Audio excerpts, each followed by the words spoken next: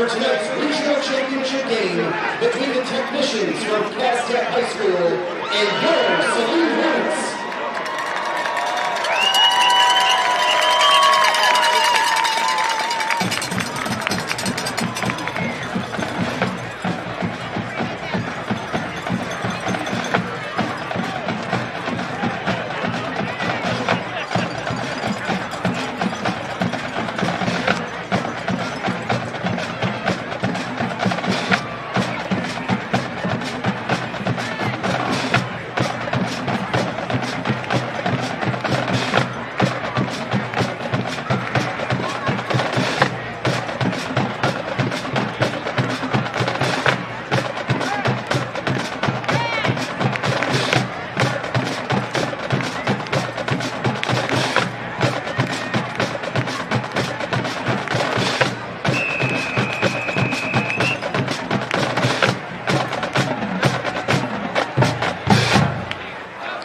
Ladies and gentlemen, Saline Area Schools is proud to present the Saline High School Marching Band.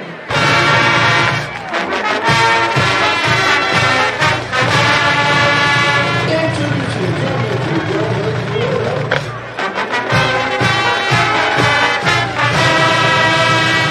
And Governor to the Lead Mission Chief.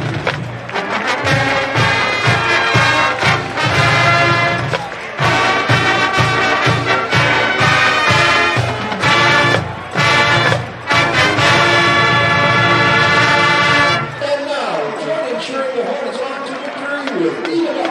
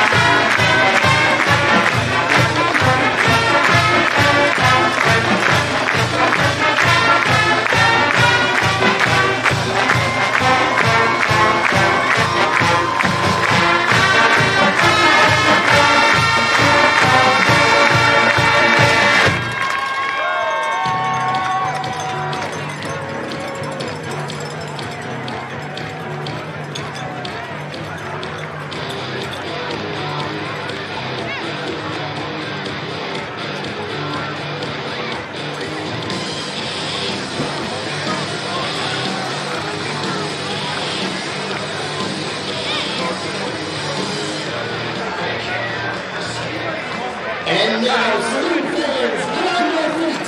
It is time to meet the 2025 Saline Varsity football team.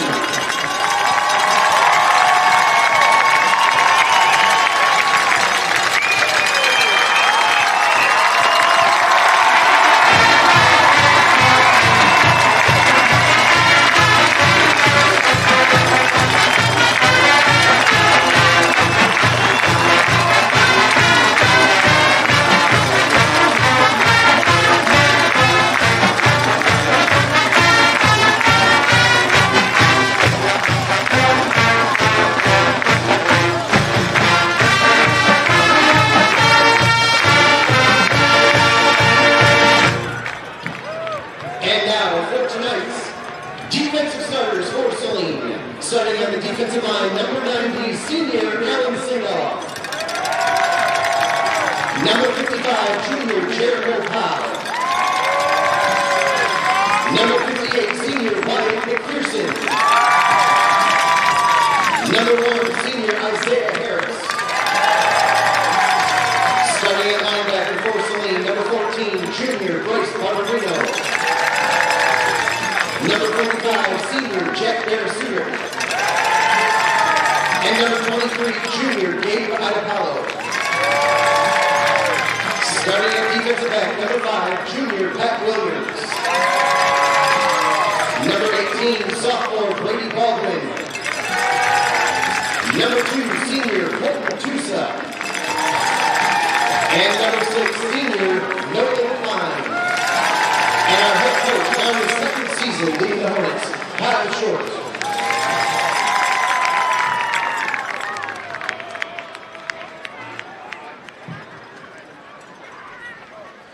We now ask that you stand and join the Saline Marching Band under the direction of Ben Reed in honor of America with the playing of the Star-Spangled Banner.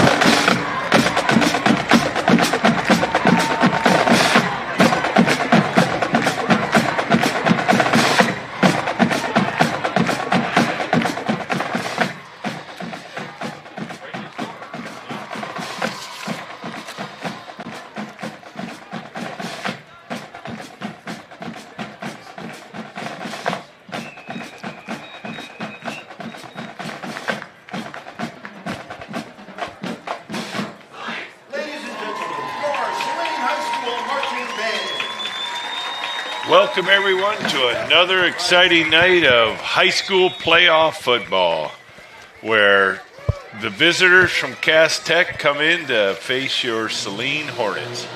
It should be an excellent contest. Cass Tech is rated number 1 in Division I and undefeated, taking on your one-loss Saline Hornets. Before we get started tonight, I'm Mitch Gashi, by the way, along with Justin Hobbs. And Justin has an update on Mr. McAdoo, from Woodhaven, who was injured in last week's game. Yeah, thanks, Mitch. Last week on about the third play of the game from scrimmage, McAdoo took a handoff and ran about 35 yards, was tackled out of bounds, and broke his lower leg. I spoke with Coach Misford on Saturday morning, and he indicated that McAdoo was going to have surgery that morning, and that he would be in the hospital for a few days.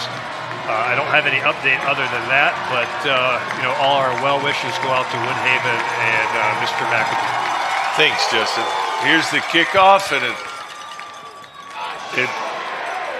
jumps over the Cruz Hansen, and he is tackled right about the 10-yard. Took a funky bounce, and so Saline will start from their own 10-yard line.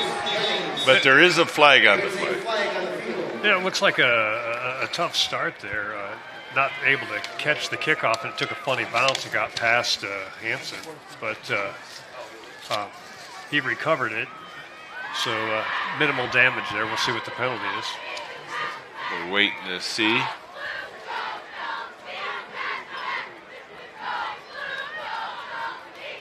It's a personal foul against Cass Tech and a personal foul against Saline, offsetting penalties. So it'll be 1st and 10 from their own 10-yard line. Might have been a little extracurriculars on that opening kickoff. Carr in the backfield along with Cherry with 3 receivers split to the far side.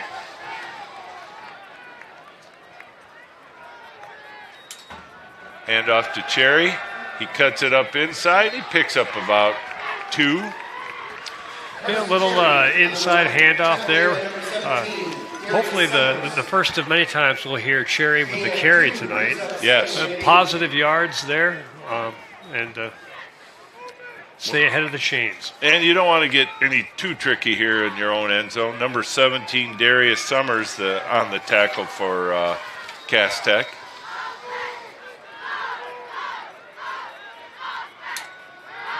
Carr, quick hitter at about the 15, and unfortunately wasn't able to corral that in. So bring up 3rd and 8. It looked like they were going with just a conservative play, try to get 4 or 5 yards to get in a manageable 3rd down, but he just couldn't reel in the pass. No. Nolan Klein was the intended receiver, so they have trip stacked to the far side, single receiver here to the near side. Again, Carr back, has a little time, and he takes off, and he is tackled right about the 9-yard line for a 3-yard loss. So looks like Saline will have to punt on this opening drive. Tackled by number 41, Gavin Fernandez. Yeah, it looked like that was a designed run all the way. Tommy just couldn't step up far enough. He got tripped up there. Just short of the line of scrimmage. So we're getting echo through this. And there's a kick off to the side and sails out of bounds, and Cass Tech's going to get phenomenal.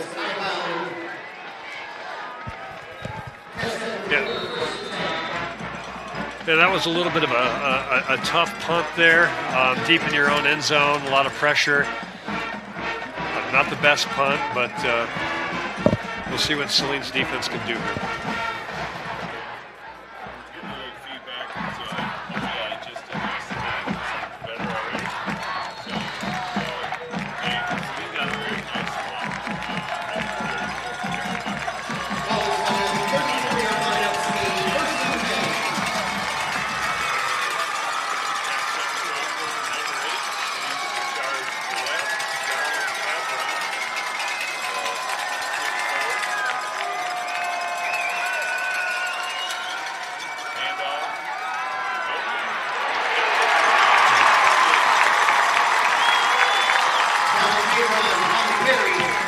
Yeah, that was a great play by Harris there. It didn't bite on the inside fake.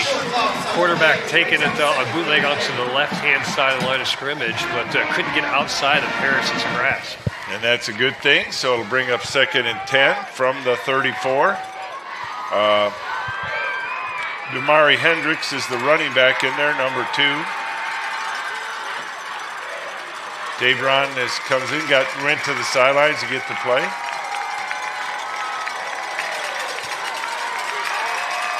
They have single receivers to the far and near side. Hendricks gets the carry, and he picks up about 3 down to the 31-yard line.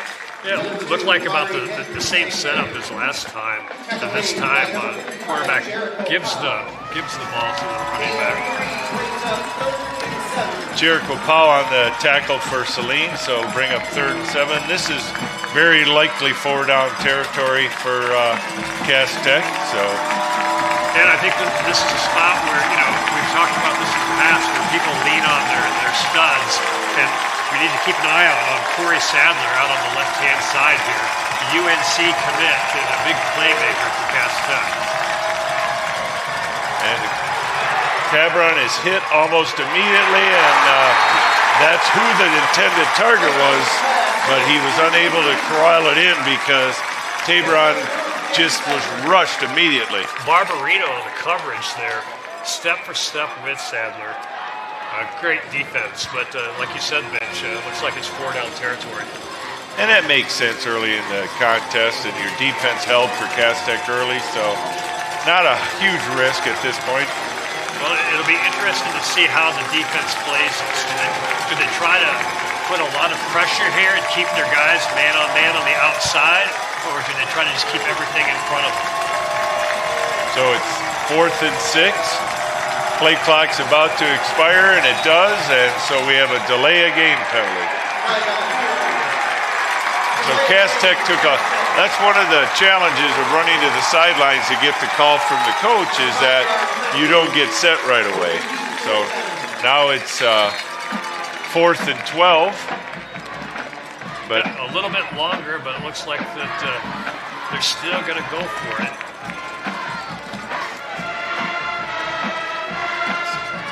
So we'll see if Saline does try to rush the passer again to try and not give him as much time because they need a little further pattern, a little longer pattern here.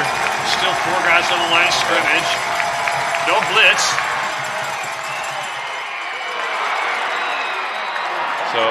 So they ruled it a catch, past the first down marker. Yeah, Saline just brought 4 guys that time, and they just couldn't get to the quarterback in time for him to make the throw. That looks like William Sykes on the carry, or on the completion, number 5. So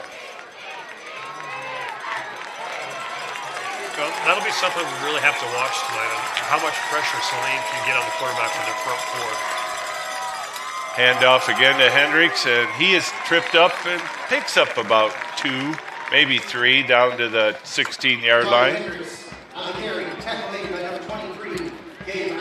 Adapalo for Saline on the tackle. You know, that's kind of like a no harm, no foul play. It's positive yards for Cass Tech. Saline does a good job to limit the gain. So we'll see if they keep it on the ground or they try to attack the edges. The first time that Cass Tech has tripped receivers out to the near side. So they're trying to spread out the field. And Hendricks again, but he is met in the backfield and dropped for a loss. Looked like Barbarino in there on the stop. It was joined by Wyatt McPherson, so that was a great defensive play. They lost a yard, so it brings up 3rd and 9. And here we go again. It's pretty long, and you know, how much pressure can we bring here? Can we force him to make a throw early, or will he have time to set his feet? So we have two receivers stacked to the far side, and when one comes in motion, and a screen pass over the middle, and it's going to score. So beautifully designed play. They plan for the pressure, and Sadler cut over the middle, and he was all by himself. Yeah, it looked like the design made it look like a screen pass to the running back, and it just froze the defensive end just enough for Sadler to cut behind him. And once he got into that behind the line of scrimmage, there was really nothing they could do. No. So Garza on to attempt the extra point. Fabian Garza, number 23. Low snap. They get it up, and the kick is good. So with 6:58 remaining here in the first quarter, Cass Tech jumps out 7-0. So, go ahead. I would say it's obvious Cass Tech has speed on the edges, and it'll be interesting to see what Saline can do to negate that speed. But once they get into the open field, it'll be very hard to defend. Yes. It also didn't help to have the phenomenal field position for Cass Tech and the poor field position for us on the kickoff. So let's see if we make some adjustments on the kickoff team and bring up our returners a little further up. It is Hansen and Baldwin back to return this kick.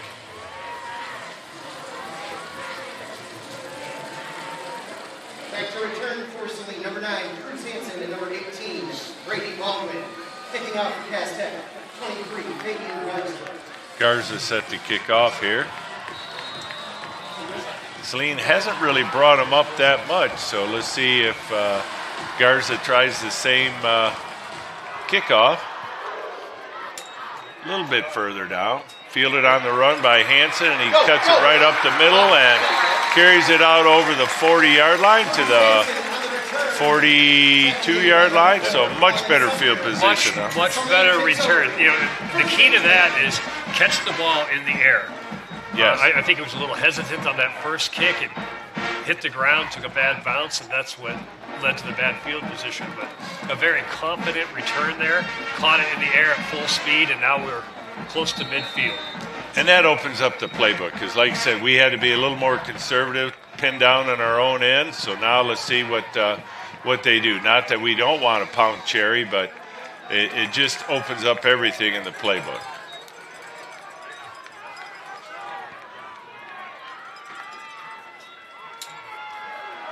Pitch around the end. It looks like Nolan Klein, and he carries it over the midfield down to about the 42-yard line at Cass Tech. Good enough for a first down. Yeah. Number 6, Nolan Klein on the carry. Well, that looks like they set up and they want to make it look like a bootleg off to the right. And as he takes a step right, Carr just tosses it underhand to Klein, who takes it around the left end for a nice gain. So it brings up 1st and 10 at the Cass Tech 42. And Saline has speed as well, so it can challenge any opponent. Absolutely. But I would also look for some misdirection out of Saline tonight as well. Again, trying to negate the speed on Cass Tech's side. Carr rolls, looks back over. Oh, look at the wheel route to Carson Cherry.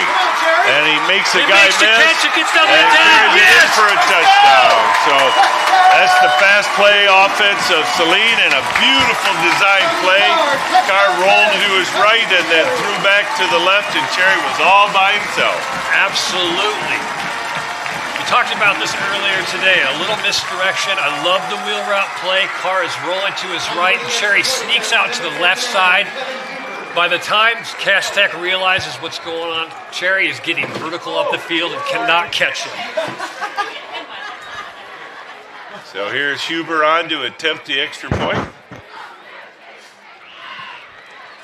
Kick is up, and the kick is good. So with 6:14 remaining here in the first quarter, Saline has a quick answer. 2 plays and a touchdown. That's exactly what you wanted to see from Saline. They had the tough start. They give up the 7, but no, they came right back and said, we're going to try to take this momentum back. And one of the things I think, even though they scored the touchdown on that first drive, I think it's obvious that Cass Tech is trying to bring along their quarterback. He's a sophomore, and he's never been in a state quarterfinal.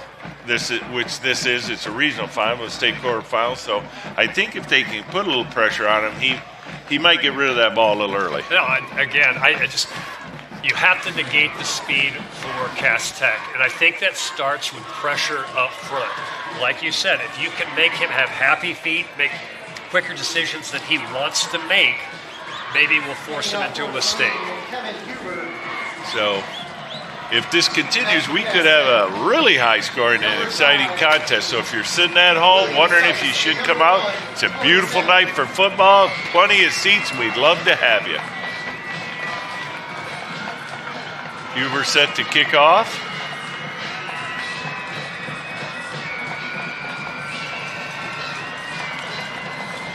Number 1, and there's a run up in the kick. It's a short kick, fielded at about the 20 on the fly by number 5, and he is tackled at the 35. That's something we'll have to watch tonight as well. Do they kick it deep? Do they try to directional kick? But they obviously have great speed back there on the returners. How do they handle that? Yep. So Sykes number 5 was on the return. So Cass Tech will take over on their own 35-yard line, 1st and 10. So it's going to be a chess match. It's going to be exciting, and already has been. A lot of fireworks early. That's what you expect from a quarterfinal football game. Yes, it is, of 2 highly ranked, skilled teams. 2 receivers stacked to the near side, single receiver to the far side. Tight end in motion, handoff to number 33, and Isaiah Harris meets him behind in the backfield for a loss. That's Kamari Jones with the carry. Isaiah Harris. Great play by the defensive line right there. Harris does a good job of fighting off the block and making the tackle for a 2-yard loss. So brings up 2nd and 12. The tight end went in motion, and he wasn't quite set when that was snapped as he cut towards the line of scrimmage. We'll have to keep an eye on that. But we have 2 receivers to the near side, single receiver to the far side. Again, pass out in the flat to number 5, Sykes, and he is tackled almost immediately at the 40-yard line. So they got about 6 yards on that play, but Pat Williams was blitzing off the right-hand side. I like that. He was able to get the throw off, but we'll look for that later tonight to see if maybe that plays a role in getting some pressure on the quarterback. Because he'll remember it. He'll see him. He'll hear him. Ida Paulo on the tackle for Saline. So big 3rd down here. Can Saline get off the field? 3rd and 5. 3 to the far side. Again, pressure on the Allen Sadoff.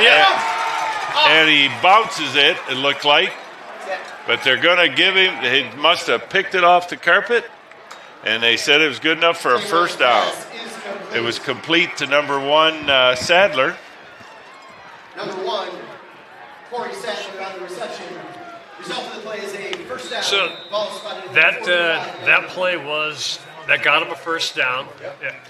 That was low. They made a good catch, but we really got pressure on the backside there. And that's what we've been talking about. So it's 1st and 10 at their own 45. 2 receivers here to the near sides. Again, handoff to number 33, and he busts through for a big gainer of about 13 yards. Baldwin on the tackle. Yeah, that was just a power run play off to the left, and he was able to get to the 2nd level. Baldwin with a good tackle there. So brings up 1st and 10 at the Saline 42-yard line. They were able to bottle him up on that last run attempt, but he broke through this time. They got stacked receivers on the far side, single receiver to the near side. Pitched the Saline play that we... And Sykes is driven out of bounds after about a 12-yard gain down to about the Saline 30-yard line. So a little misdirection there. And Cass Tech using their speed, fake handoff to the running back, and then Sadler coming back across the field with another inside handoff, similar to what Saline did with Nolan Klein in the last drive. So it's 1st and 10 at the Saline 30. So see if the defense can stiffen up a little bit here. Again, now we're in 4-down territory.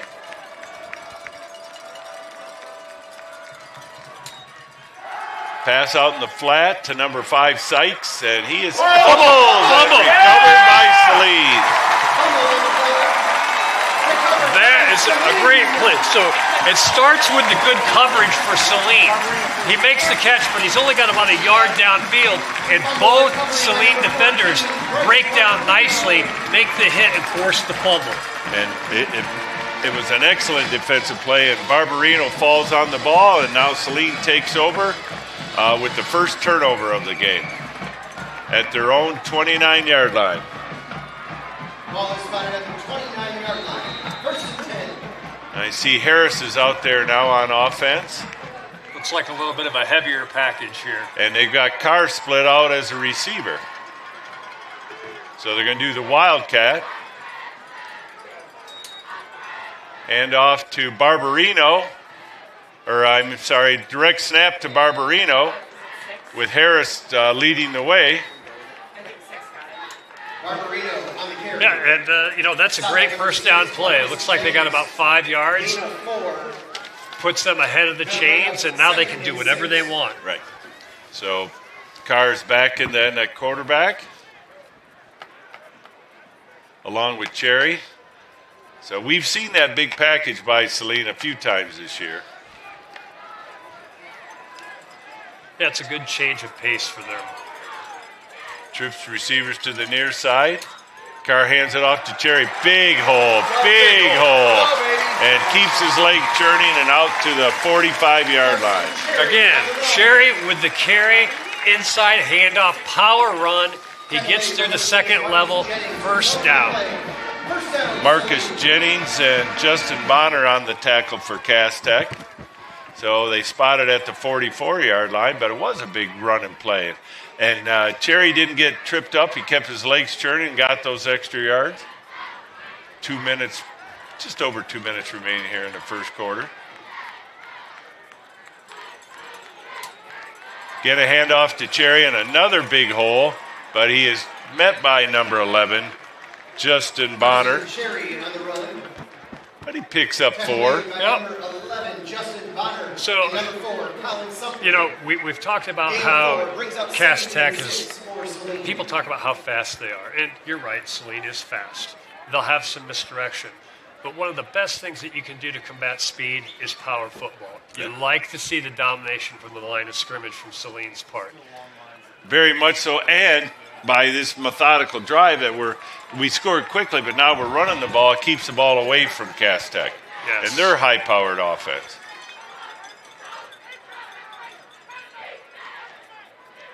Hand off to Klein. Tries to kick it outside, and he loses about 4. Back to the 45-yard line. Will bring up 3rd and 9. Yeah, Cass Tech just blew that up from the start. Before they could even develop anything, the defensive line was back there. There's no place for Klein to go. No, and it was 6-on-6. Marcus Jennings for Cass Tech on the tackle.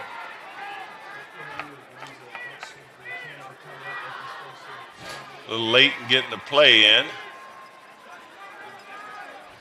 So 3rd down here, you'd like to think that they would like to go for it on 4th down if they could. So looking for something positive here to make this 4th down a little more manageable. Carr's time steps up. He had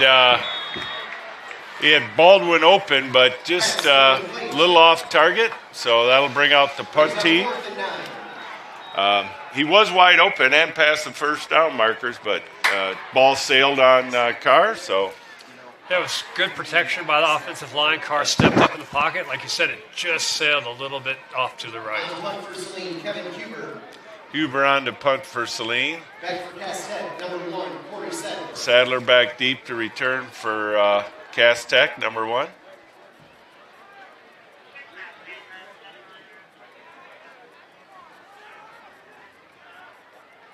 Good snap, good kick, end over end, and goes out of bounds at about the 28-yard line. At the 28-yard line, Cass Tech will take over 1st and 10. All right, that was a good directional kick. It stayed out of Sadler's hands, which I think is what Saline wants to do first and foremost. So I see Coach Short down there. He had mentioned that sometimes he gets a little excited with the officials, but he was explaining that there might have been an illegal block on that punt return that should have pushed him back. Yep. But he got his point across and just wanted him to let him know, be aware of it. So 1st and 10 from the Cass Tech 28-yard line with 17.5 seconds remaining here in the first quarter.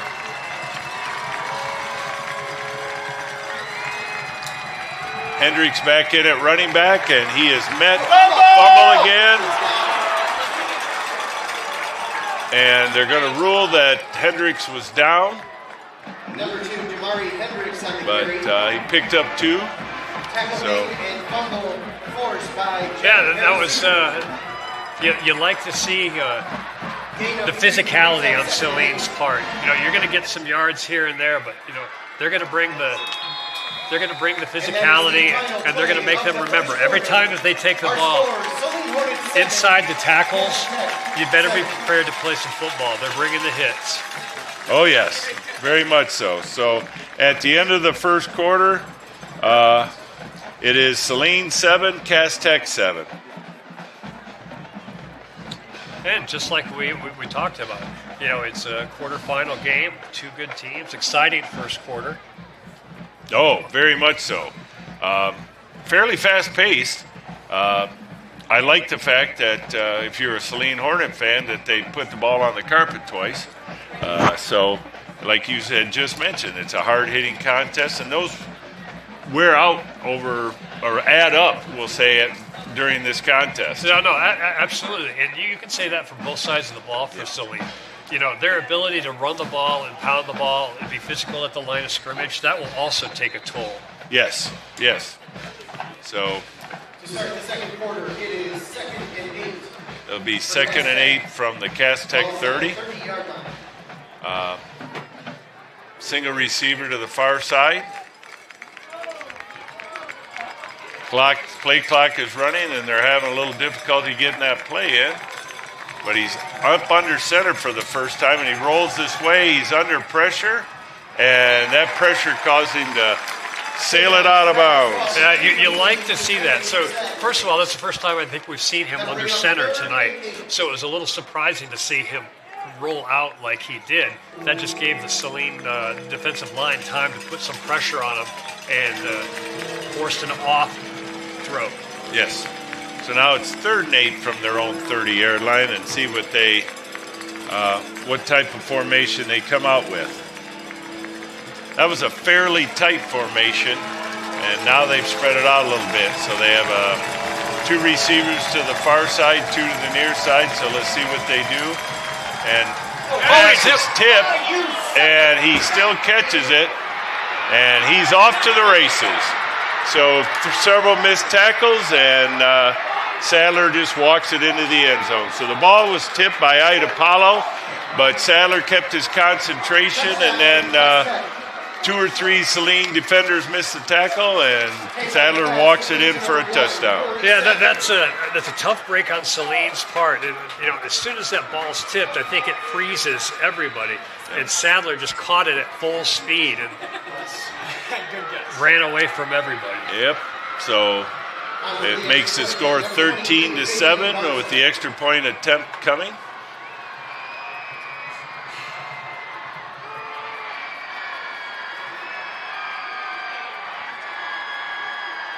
Again, a low snap, but the kick is up and the kick is good. So with 11:40 remaining here in the second quarter, it's now Cass Tech 14 and Saline 7.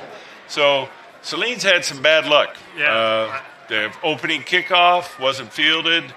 Then a substandard punt, now a tip ball that leads to a long touchdown. 70-yarder, as a matter of fact. Yeah, so you got to like the fact that it looked like Saline had the right defense call right there. You like the fact that they were able to get their hands on the ball. You can't predict where the ball bounces like this. No. So we'll see how they come out on this kickoff. Again, it was a nice return last time by Hansen, so let's see if they kick it away from him, maybe towards Baldwin this time, or if they try something different. Number 9, Cruz Hansen, and number 18, Brady Baldwin. Yeah, from what I've seen from the kicker so far, it doesn't look like he has the leg to get it really, really deep, and maybe that's just what they're doing. So I would look for Saline to sort of push up a little bit until they demonstrate they can get the ball over their head. I agree with that. Here's a run up in the kick. And again, it's a short kick. Fielded by Hansen just over the 20, and he is met by 33 at the 30-yard line. So somebody, there's flags on the play, and it looked like somebody might have missed an assignment, but we'll see what the flag says, because they drive him back to the 25. Yeah, it looked like, it sounded like the whistle blew and the scrum was still going on, so it'll be interesting to see how this all shapes out. Right.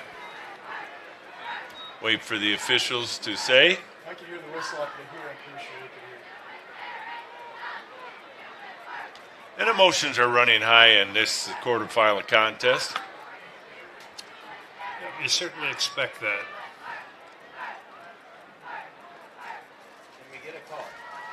So it is a personal foul against Cass Tech, 15 yards. It is a personal foul against Cass Tech. So that'll take it out to the 40-yard line, and that's where Saline will take over first and 10. So that's interesting. So Cass Tech has kicked the ball off 3 times tonight, and twice they've had personal foul penalties. The first one was offsetting, but that doesn't mean that they didn't have it. So that'll be something interesting to watch as the night goes on as well. So it's now at the 45-yard line, first and 10. Ida Paulo and Keys on the far side. And there's a flag on, it looks like a procedure penalty.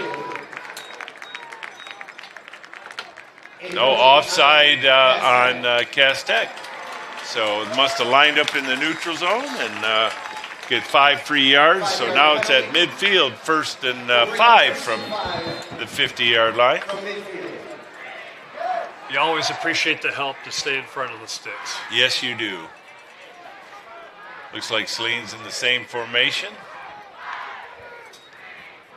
Carr keeps it, throws it out over the middle. Nice pass and catch. Cruz Hansen racing for the end zone. And what do? And they give it to him. 50-yard quick hitter to Cruz Hansen to bring the score to 14-13. So that all starts on the last drive Saline had. They were able to run the ball as much as they wanted. And they start off with play action on the first play. Everybody bites and butts down, and Hansen gets out on the flat. And so Huber on to attempt the extra point. It was a beautifully designed play.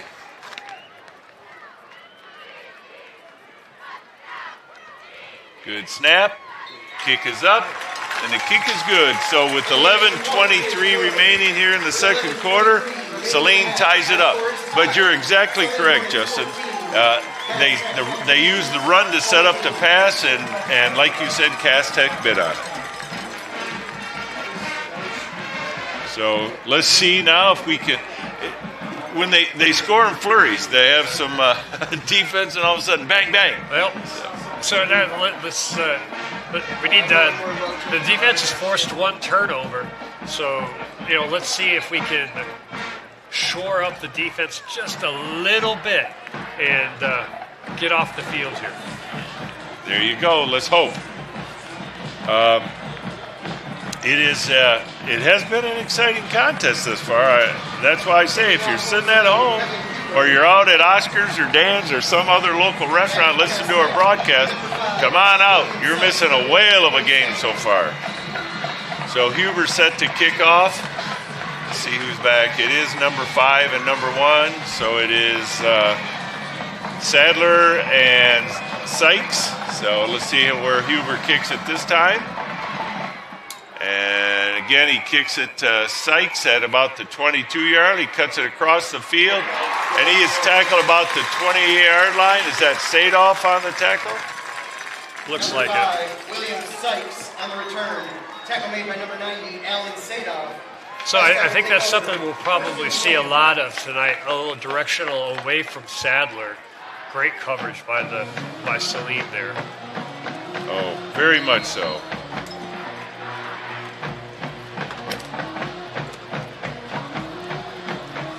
So let's see what adjustments defense does. And like I said, it wasn't a bad defense last time. It just got tipped and then froze the defense. So 2 to the far side, and Saline jumps offside to give them a quick 5-yard. I guess turnaround is fair play. Encroachment on Saline. One of the things that we had talked about in the last several weeks and then tonight is both teams here tonight have had a tremendous amount of penalties. So whoever maybe controls that will come out on top. Hand off to Hendricks. He cuts it up inside and makes several miss and picks up the first down. Number 2, Jamari Hendricks. Yep, just an inside handoff.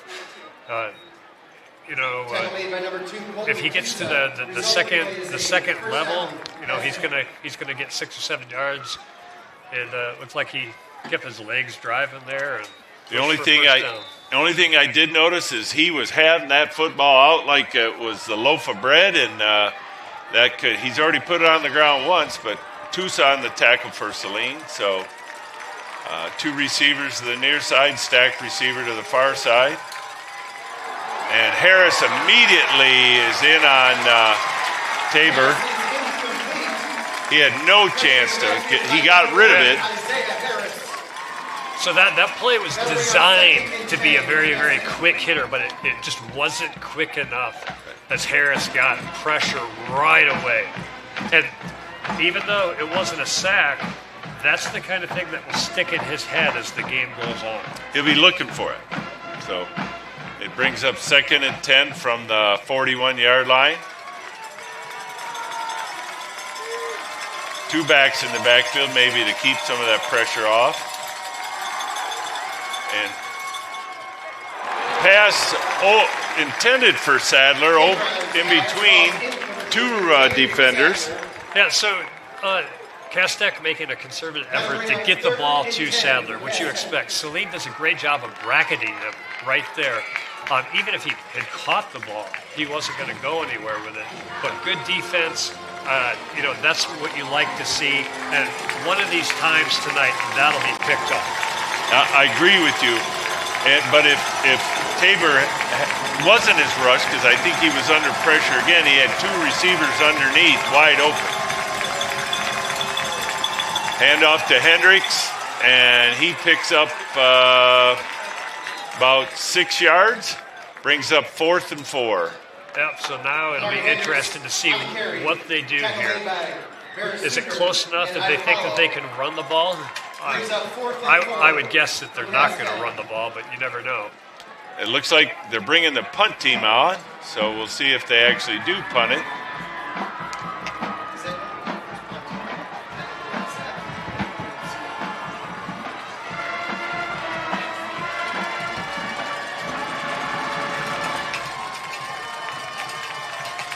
Play clock already down to 8.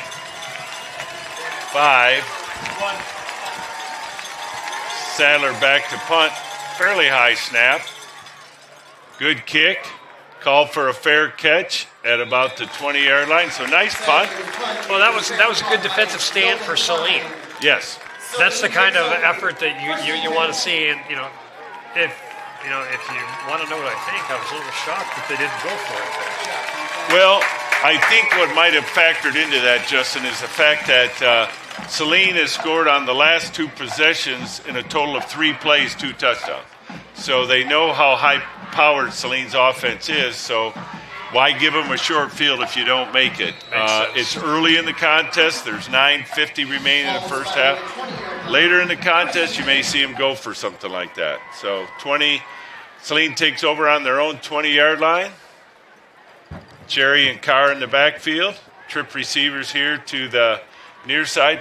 And we haven't seen any targets to Lincoln Keys yet either.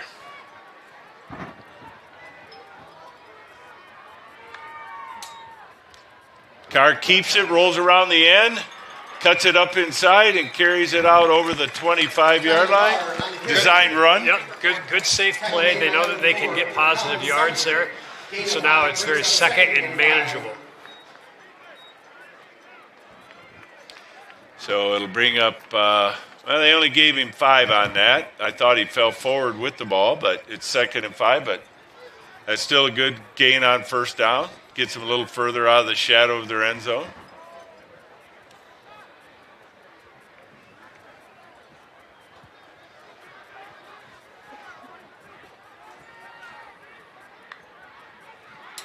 Handoff to Cherry. And he's still got it, and he's running out to the outside and carries it out to about the 45-yard line. So it was bottled up early and then kicks it out.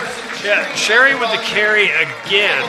That play was designed to go into the inside, but there was no place to go. So he bounced it off to the left, found some green, and gets the first down. Nice run. Almost 20 yards on that carry. This brings up 1st and 10 at their own 44-yard line. And this is a danger zone from Cass Tech because both times that Saline's had it around this area, they've scored in fairly quick fashion. Keys goes in motion.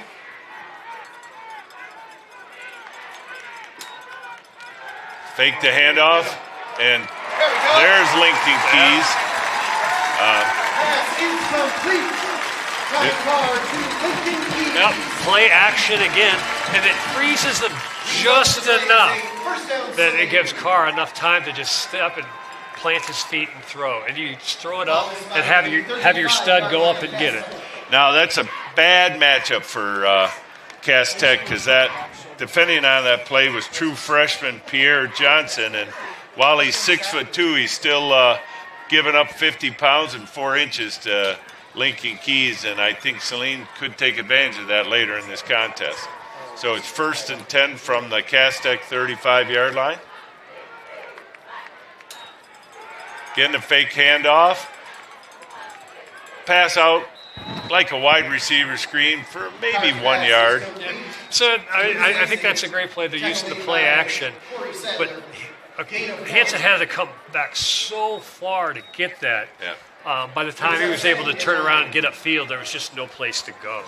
Sadler on the tackle for Cass Tech, and that's another thing that we thought.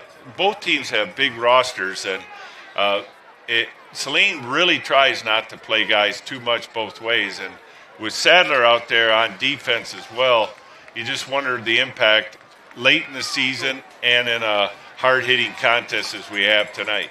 So 2 receivers split out to the near side, single receiver to the far side.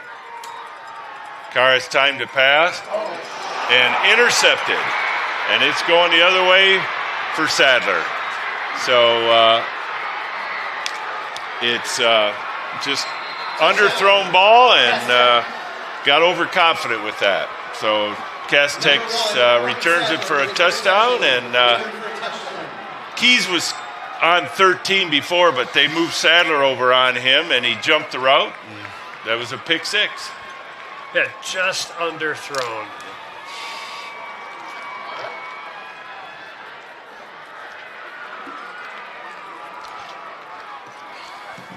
On for the extra point attempt, number 23, Fabian Garza. But that's Sadler's 3rd touchdown. And Garza on to attempt the extra point.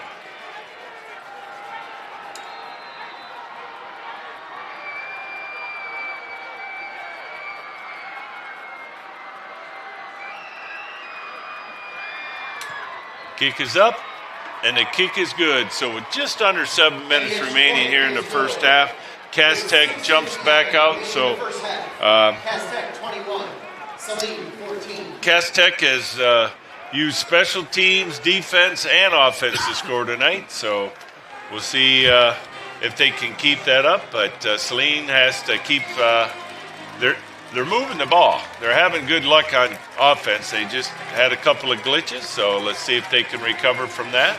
You know, Short, earlier this week, he said it was imperative that Saline play good, smart football. Stop with the mistakes and the penalties. And, you know, quite honestly, you know, 2 of these scores are really directly related to poor plays on Saline's part.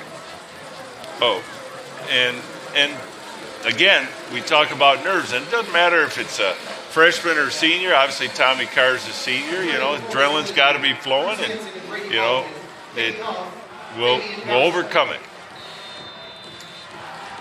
So let's see what they do. Run up in the kick, and again, it's taken by Hansen, and he drops it. And he falls on it at the 20-yard line. So I think he tried to run before he had it. But I think so, too. You know, that's the other thing is, you know, Cass Tech, you know, makes an explosive play, and right away you wanna get back and make a big play yourself, and just didn't make a clean catch.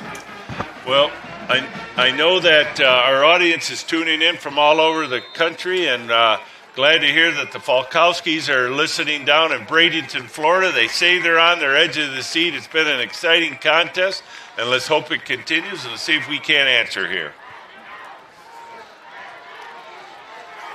Carr and Cherry in the backfield.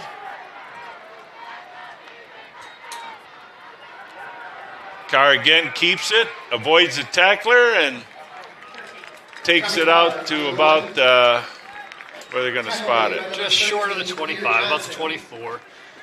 Number 13, Pierre Johnson on the tackle.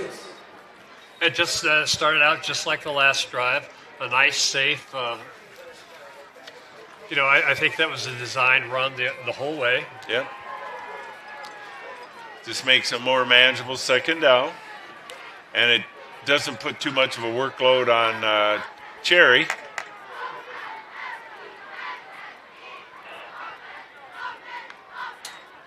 Carr rolls this side this time. He's under pressure and has to get rid of it to Cherry. But fortunately, he didn't complete it because that would have been for a loss. Yeah, just a lot of pressure right away there. No place to go. So it brings up 3rd and 6. That's the first time Carr's really been under a lot of pressure tonight. So, and he was trying to roll away from it, but unfortunately, he kind of rolled into it. So, because it was front side pressure, not backside pressure, that gave him problems. A big 3rd down for Saline here. Trips to the near side. Carr he's flush from the pocket again, and there's a holding going to be called against Saline. Carr does get the first down, but they're going to bring that back for holding. So make it a 3rd and 16. Yeah, that's a tough penalty because, like I said, not only did he have the first down, now you're in very dangerous territory. Right. And, again, the penalties are piling up for Saline, and holding is expected in these contests, but with the other penalties that we've already seen, you just need to have as clean a game as possible. Yeah, that's just a tough spot to get that. Yes, it is. So let's see if the offensive line can hold off so we can get the receivers down in their patterns. Carr flips it out and picks up good yardage back to the 25-yard line where Saline will punt. To number 16, Lucas Fidich on the reception. That was a good play to get the penalty yardage back. That'll bring up 4th and 6 for Saline. On to punt, Kevin Huber. Huber on to punt. Back to return for Cass Tech. Number 1, Corey Sadler. Sadler back to return, and as we've already witnessed, he has 3 touchdowns tonight, so he's ever dangerous.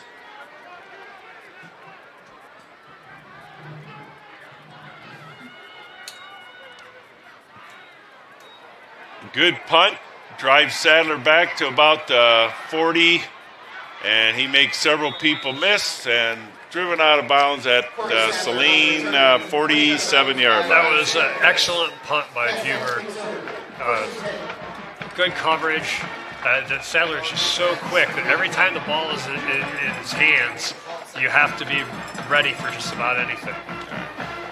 Yes, you do. So let's see if Saline get the ball back here before the end of the half, because as we discussed in the beginning, Saline deferred, and so Cass Tech will get the ball to start the second half. And so we need to hold them here before halftime. Hand off to Hendricks. He follows his blocker, kicks it to the outside, and he keeps churning and is down inside the 20 to the 16-yard line. Yeah, just a quick handoff. He was able to get to the line of scrimmage and bounce it outside, and then it was a foot race down to about the 20. So 1st and 10 from the Saline 17-yard line. Ball is spotted at the Saline 17-yard line.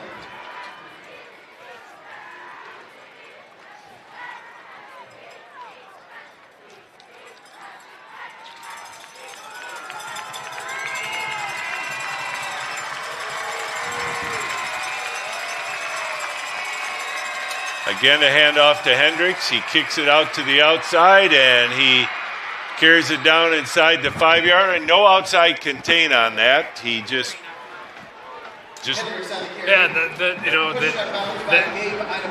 it's such a quick hitting play that the end really can't do much. And as soon as he bounces outside, There's nobody there for contain. So it's 1st and goal from the 4-yard line. So Saline will definitely have to be, and they bring their Haas package in now. And they hand it off to number 33, and he is tackled for a loss back at the 5-yard line. Tusa shot the gap there. Great play. For a loss by number 2, Colton Tusa and Jeff Bearsuter and Tusa on the tackle, and it was a great defensive play. So those big, beefy linemen didn't pick up anybody that came in to lead block for Jones. So it'll be 2nd and goal. But I also think that Cass Tech is trying to eat up a little bit of clock right here. And they can, and speed down here is negated a little bit because everything gets so scrunched down in the end zone. So Jones in the backfield. He gets the handoff, and nobody sees him, and he carries it into the end zone. So good. He got lost in the mass. So that pushes the score to Cass Tech 27, Saline 14, with 3:21 remaining.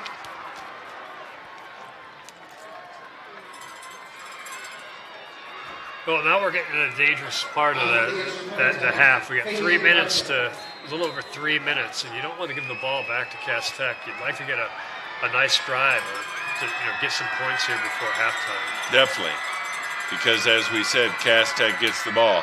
Kick is up, and the kick is good. So with 3:21 remaining here in the first half, it's now Cass Tech 28, Saline 14. So Cass Tech got the pick 6, and then they used some of the Saline's own medicine on them, quick hitters, and they are now up 2 touchdowns, just like that.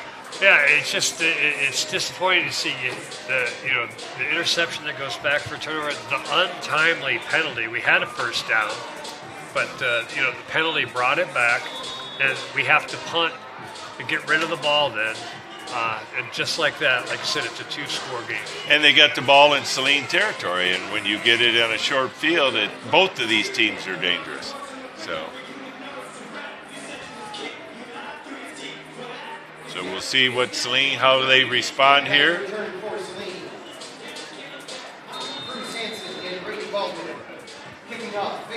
So we'll see what happens here. We've had a little shakiness on the kickoff return tonight.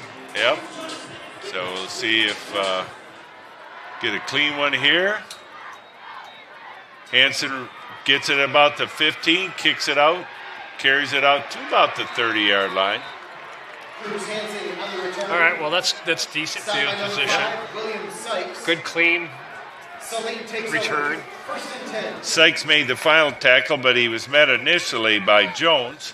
So Cass Tech does put all their athletes on the special teams, so that makes it a chance. They spotted at the 29-yard line with 3:15 remaining. So let's see what response Saline can do. Keep their head up, get a quick score here, and go into halftime with some confidence. Carr and Cherry in the backfield. 10 seconds remain on the play clock. Triple shift. 3. Handoff to Cherry. Follows all those guys that shifted, and he gets a nice gain out just short of the 35-yard line. Pick up a 5. Yep. 5 yards, 4 or 5 yards on first down. You like to see him lean on Cherry there. Get back to that sort of physical brand of football to maybe control the line of scrimmage a little more. And they do have all three timeouts, and there's 2:45 remaining. So Martez Livingston on the tackle there.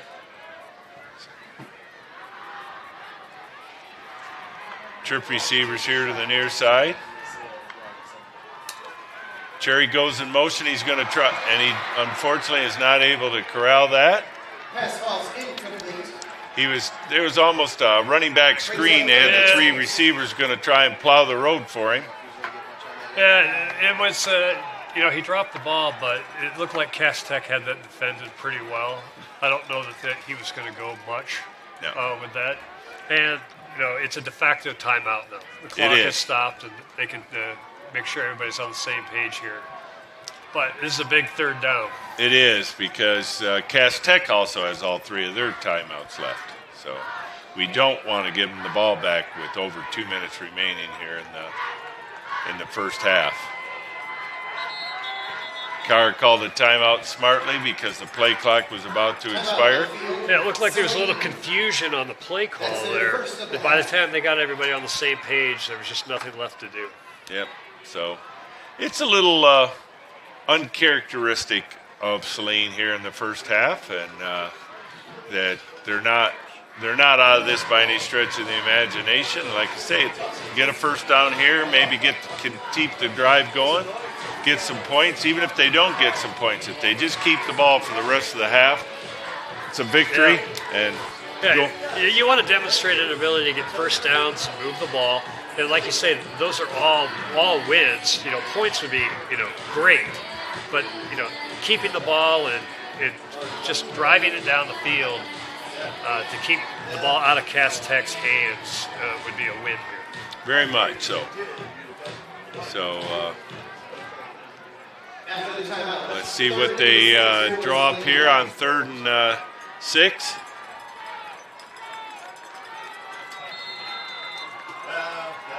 Cass Tech is fairly tight. They've got 9 guys in the box, and there's a flag on the play, and let's see what they did. It is motion on Saline. Yeah, it looked like they were going to do a hard count to try to get Cass Tech to jump off sides, but a little too hard for Tommy Carr, and it looked like one of his guys moved. So brings up 3rd and 11.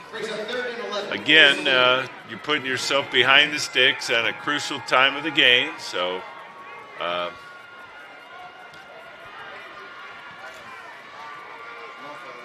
now the clock is play they're clock is going to have to here. call another timeout, is my guess. He gets it off. He's looking up over the middle. Carr keeps his feet and carries it out to about the 35-yard line. Tackled by number 44, Martez Livingston. Livingston on the tackle for Cass Tech, and Saline's going to punt it. Oh, I don't know. They may not. It's like they've got their offense still on the field here. This is might be a risky play here, but we'll see.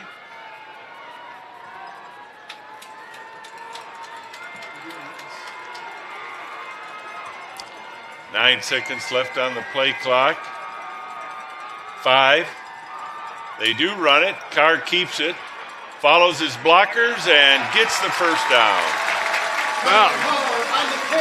Short showing a lot of faith in his offensive guys there. You move everybody to the left-hand side and say, Carr, keep the ball and go find the first down marker. And Cass Tech could have been thinking like we were, they trying to jump off sides, so they were trying to be disciplined not to move, and that they took advantage of that. So it's 1st and 10 at their own 41-yard line.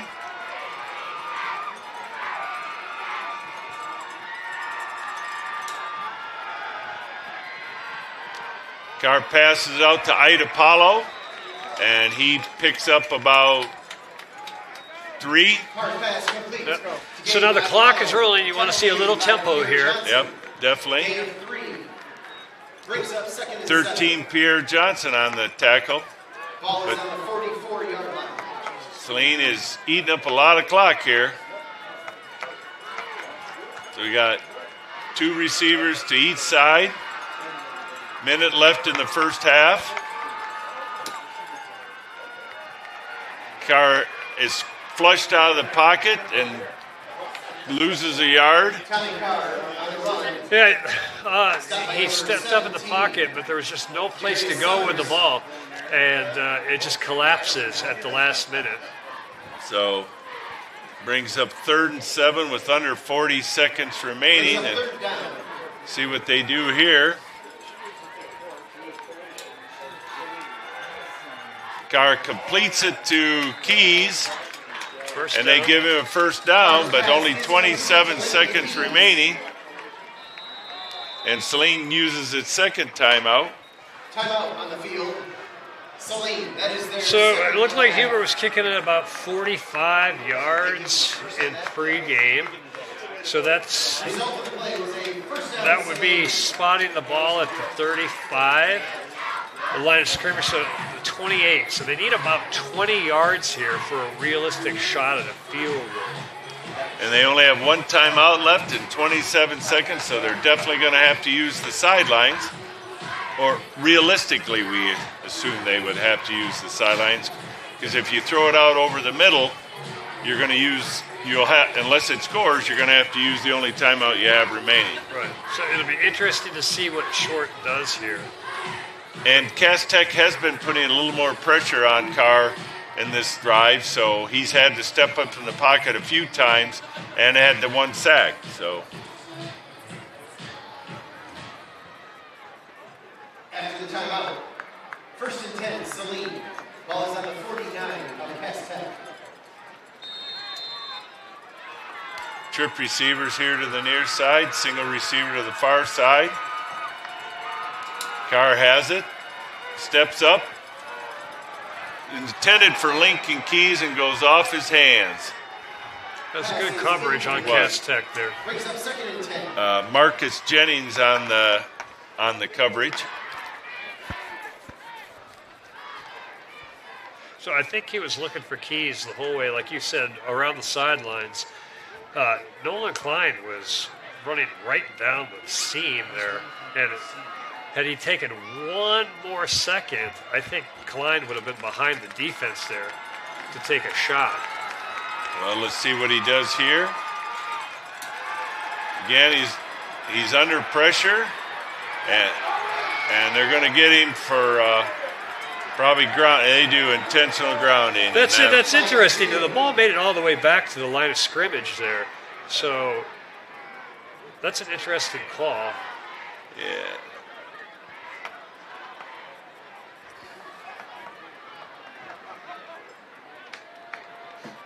See what they're still discussing it, and they are going to move him back. Intentional grounding. Penalty is on Saline. Intentional grounding. Loss of downs. The guy's marking it like he's stepping it off, but it's just where he threw the ball from. So Saline. it'll bring up third and very long. Yeah, so my guess is this will be a pretty conservative play call. 13 seconds left. And again, Carr was under pressure, like the Cass Tech has really started to dial up the pressure. Hand off to Klein, he cups it up inside, and Nolan Klein on the carry. Tackle made by number 93. It looks like Cass Tech is content to let the clock run out. and Hall on the tackle, Antoine Hall. So that is the end of the first half with the score. Cass Tech 28, Saline 14, and Cass Tech will get the ball to start the second half. Any final thoughts here, Justin, as we end the half? It's a two-score game, but really the contest has been a lot closer than the score might indicate. Just a couple bad bounces and a turnover that goes back for a touchdown. Saline cleans up some of those mistakes. I think they can be competitive in this game. I agree with you. So stay tuned, everybody, for a good halftime performance, and we'll see you in the second half.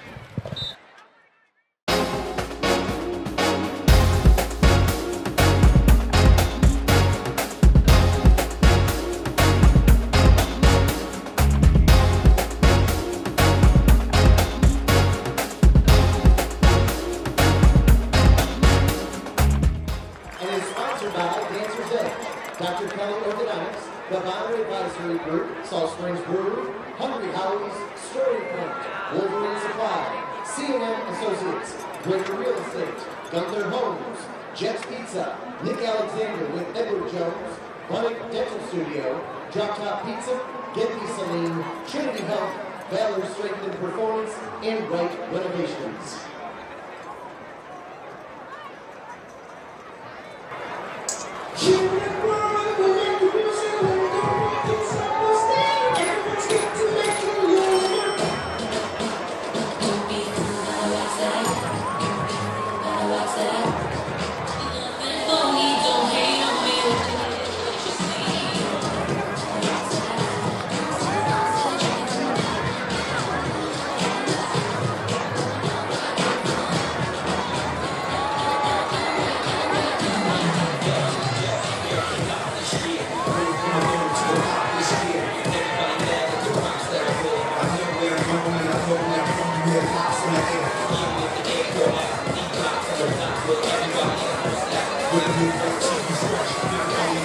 Make the money, get the mainstream home face. You get just a bit too hard, it feels good, Jenny from the still Jenny, still Jenny from the still Jenny, I'm still.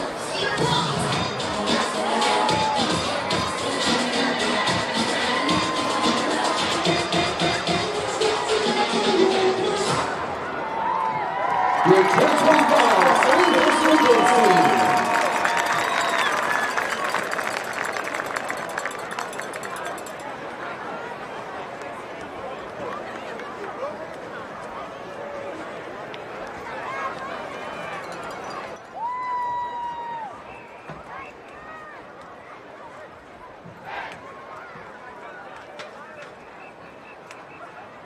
Ladies and gentlemen, presenting the 2025 Saline High School Marching Band.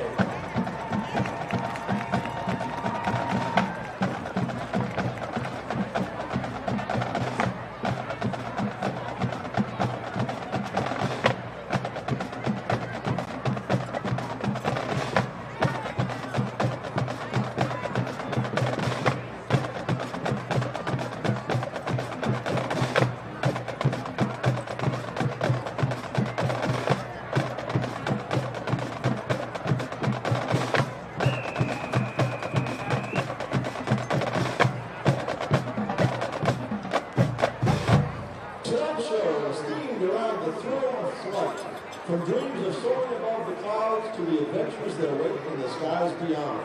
Buckle up and prepare for liftoff as we begin our journey with the high-flying classroom.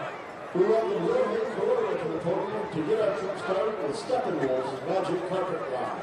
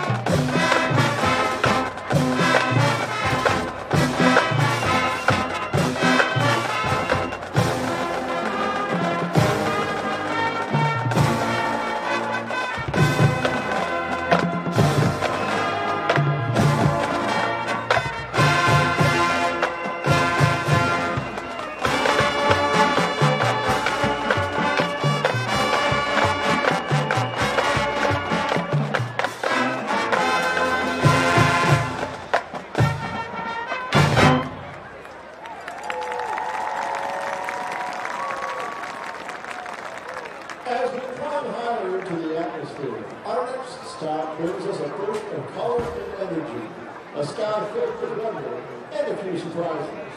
Please welcome McGee Mashichi to the podium, along with color guard soloist Morgan C. and trumpet soloist Gideon Davis, to continue our journey with the iconic and up-tempo 80s hit, 99 Red Balloons.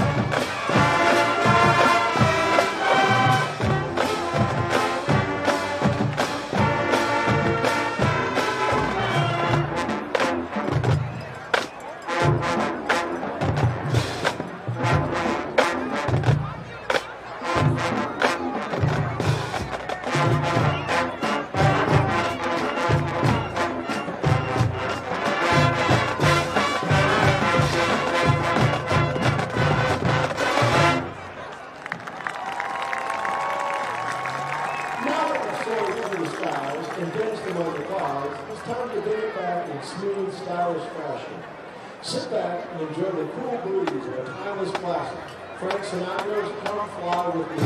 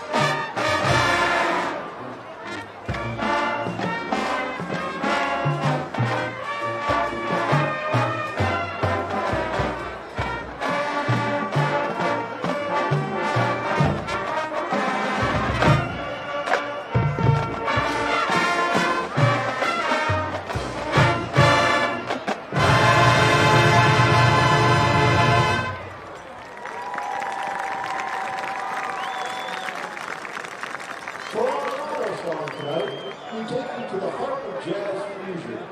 Made famous by Weather Report, this electrifying chart features syncopated rhythm and a driving groove. Thank you for flying with us this evening. We hope you enjoy the final leg of our journey. This is Birdland.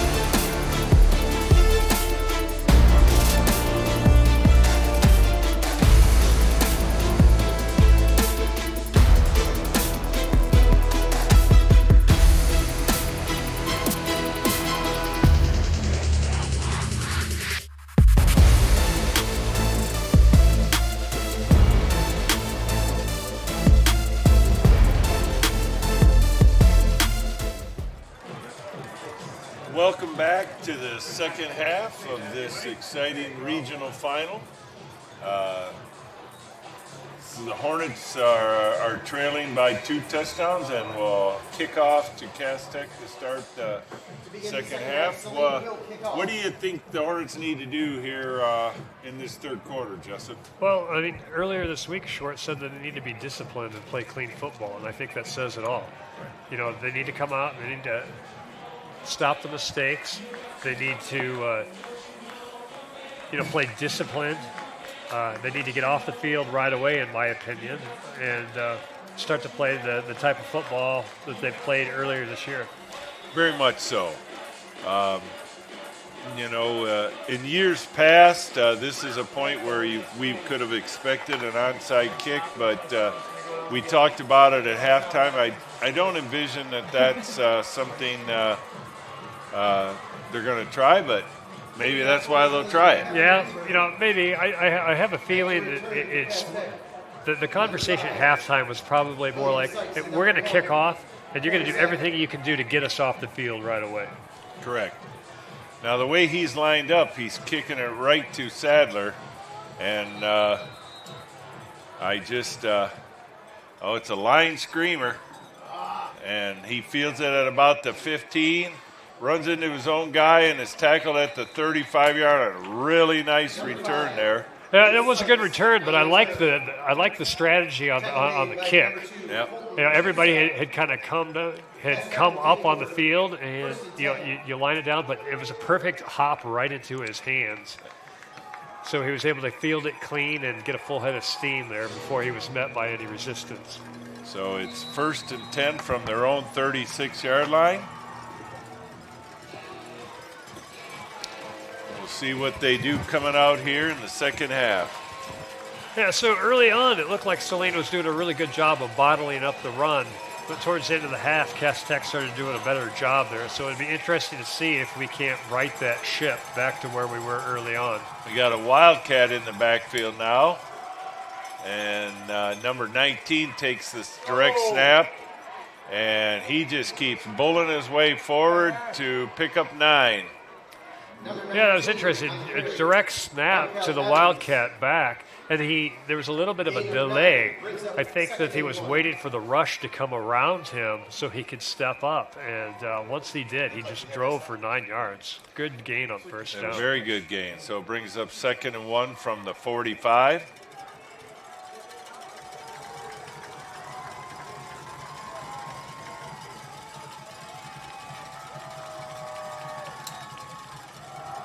Handoff to Hendricks. He kicks it outside, and he's met by Tusa, but not before he picks up the yard necessary for the first down. Yeah, good play by Tusa, but yeah, they only needed a little less than a yard.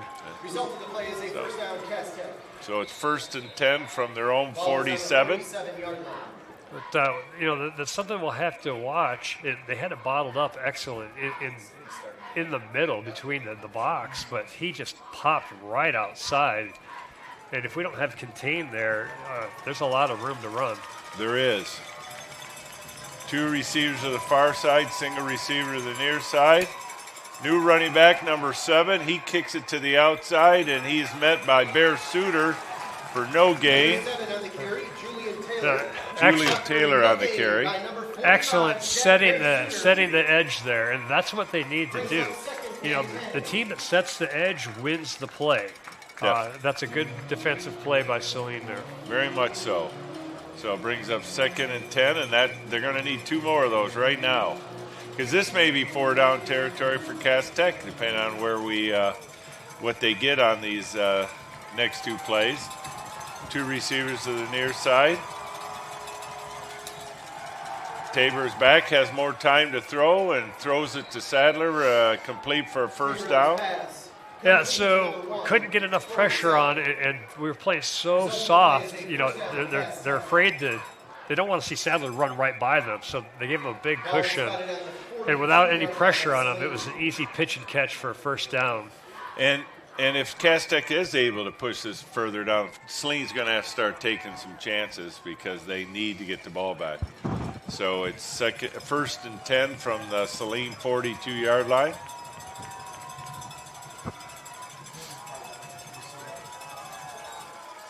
Hand off to 7 again, and he lowers his head and gets about 5. Again, that's Julian Taylor. Number 7, Julian Taylor on the carry. It looks like, Cass Tech has kind of turned the table on Saline on the line of scrimmage. These last couple of drives, their offensive line has done a good job of getting a good, strong push. So if they can get 4 or 5 yards to carry, it makes it hard to stop. Oh, it does. So it's 2nd and 5. And they have big, stout backs as well at Cass Tech. And again, Taylor keeps it again, lowers his head, and just keeps the legs turning and picks up another first down. Yeah, just bouncing off tacklers there. Julian Taylor on the carry. Good, strong run. Like you said, a very stout back. That First down, They list him at 5'10", 215, and he's a load to bring down. Yeah. ball is on And he didn't have a carry in the first half. So they have the quick, shifty back and Hendricks. And now they pounded with Taylor, but they're both in the backfield. 1st and 10 at the Saline 29-yard line.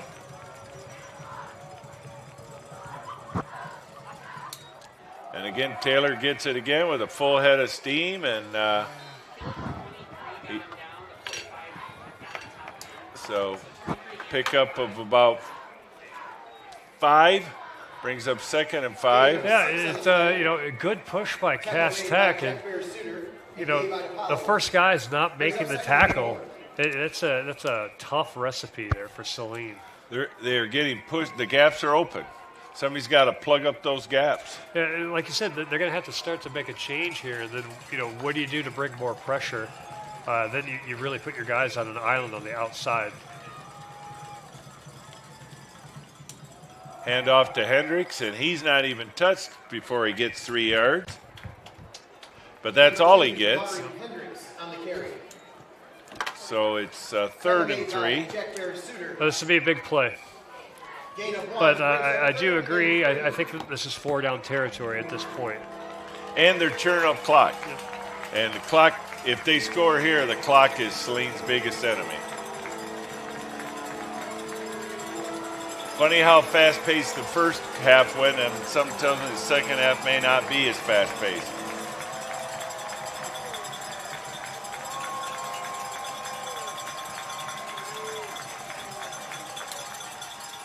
Hand off to Taylor. He avoids the tackler and gets the first down. So it was a good defensive alignment there. It looked like they tried to disguise a little bit of where they were bringing guys. They ended up bringing an extra guy, and they got into the backfield, but he just bounced it outside so quickly.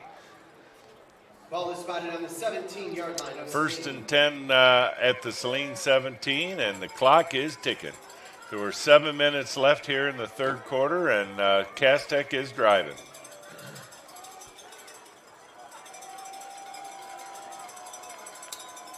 And again, a handoff to Taylor. He kicks it to the outside, lowers his shoulder, and picks up 4 or 5. Julian Taylor. Yeah, it's basically the same setup. They have Sadler out wide. He takes the corner out of the play, Gain of 4. and then they do the quick sweep, and then there's just nobody there.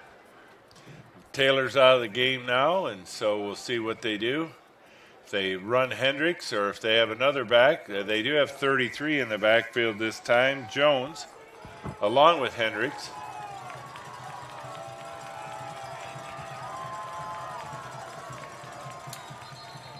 And there's a whistle on the play, procedure penalty against. Penalty is false start on Cass Tech. So it looked like Saline was doing something different there. They brought both of their linebackers right away, and that play's blown up before they can get home. So brings up 2nd and 11 with 6 seconds remaining, or 6 minutes remaining here in the third quarter.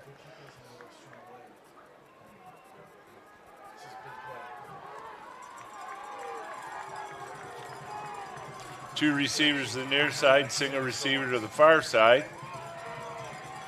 Play clock running down to 2. Handoff pass, and there's going to be Flag on the play, pass interference. Pass is incomplete. It was Sadler was dragged down by the defender. The one official didn't see it, but the back judge did. He didn't need to do that. So He was not going to catch that. That's a tough play because Nolan Klein had come over from the safety position and was in a perfect spot to break that up. It was not catchable. It was after the play.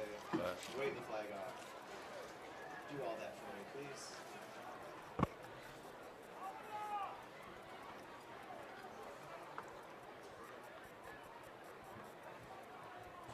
And it is a pass interference penalty against Saline. Saline for pass interference. And that'll take it down inside the 10, make it first and I guess not. Make it second and 3 from the 9-yard line.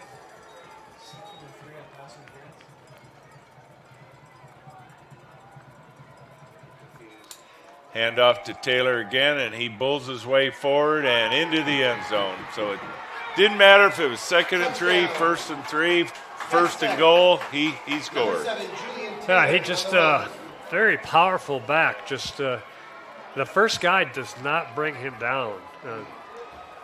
And generally neither does the second or third. It takes a host of Saline tacklers to bring him down, and maybe Castex figured out something here, but they pushed their lead to 34-14 with the extra point attempt coming. You know, it's interesting. That whole drive, I think they threw the ball one time. They did only throw it one time over to Sadler on the side, and most of it was Taylor. They gave him a breather, and then they got the pass interference on the second pass of the drive, and then he banged her home. So this is important now. That was a little bit of a deflating drive. Saline's offense really has to show up here. They need a quick hitter and get themselves back in a positive mind frame, because like you said, they look a little deflated right now. They haven't been in this position in a long time. But they have a lot of senior leadership on this team, so I expect them to respond.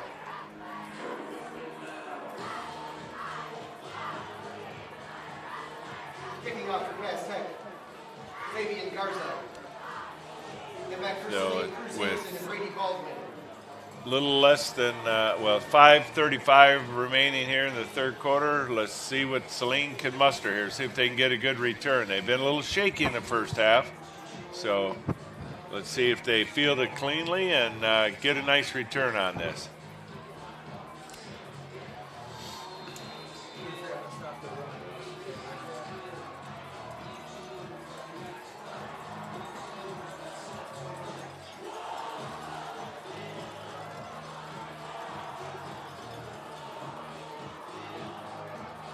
Here's the run up and the kick. And there's a whistle, so something must be an offsides on, Offsides on Cass Tech. So push them back 5 yards. That may seem like a little penalty, but extra 5 yards on the kickoff return may be just enough to open up A lane. a lane for a nice return. It would not hurt any of the Saline fans' feelings if they got a quick score here. So let's see. So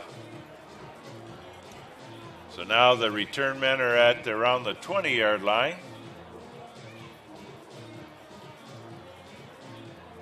Cass Tech will re-kick from the 35-yard line.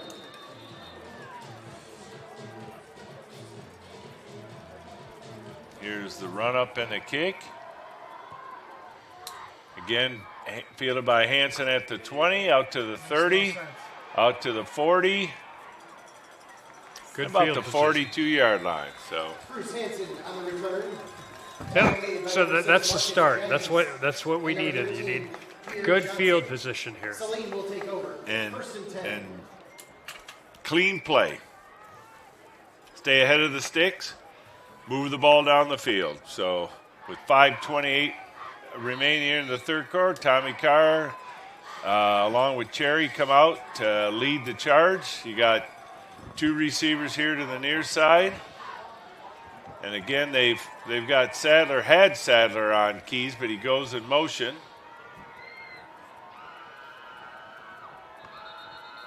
And again, a penalty. Timeout. Timeout on the field. Cass Tech. Oh, Cass Tech called a timeout. Well, you mentioned that Keys goes in motion, but Sadler didn't go with him, and maybe they didn't like that. Well, it goes to that true freshman, Pierre Johnson, where where Keys was able to pull in that long pass, and that may have been exactly it. But that would be a tough call for Sadler to run completely along in motion with Lincoln Keys on that play. But that may be what they're discussing right now. Could be. These are two well-coached teams, highly talented teams. What they say, one of their internet sites said there's 28 Division I offerees in this contest, and many high-powered five-power conference offerees here. So there are a lot of talent on this football field. Yeah, two very good football teams. Yeah. No question about it. So again, Trips receivers here to the near side. Keys does not go in motion this time. Quick hitter to Looked like Klein. Maybe. Yep. Car's pass is complete to number 6, Nolan Klein. Picks up a good 6 yards, brings up second and 4. For Saline. A good play. This is in the first half on first down. They seem to be, doing a good job keeping it in front of the sticks. But then, you have a mistake on second down, and it puts a lot of pressure on your third down call. So let's see if they can clean that up a little bit here and stay in rhythm and maybe get a couple first downs back to back. And that would be just what the doctor ordered. Baldwin goes in motion, handoff to Cherry, keeps his legs churning, and it looks like he's going to be very close to the first down. There we go. So there's a late hit, couple of flags there. So Cherry doing a good job keeping his legs driving, and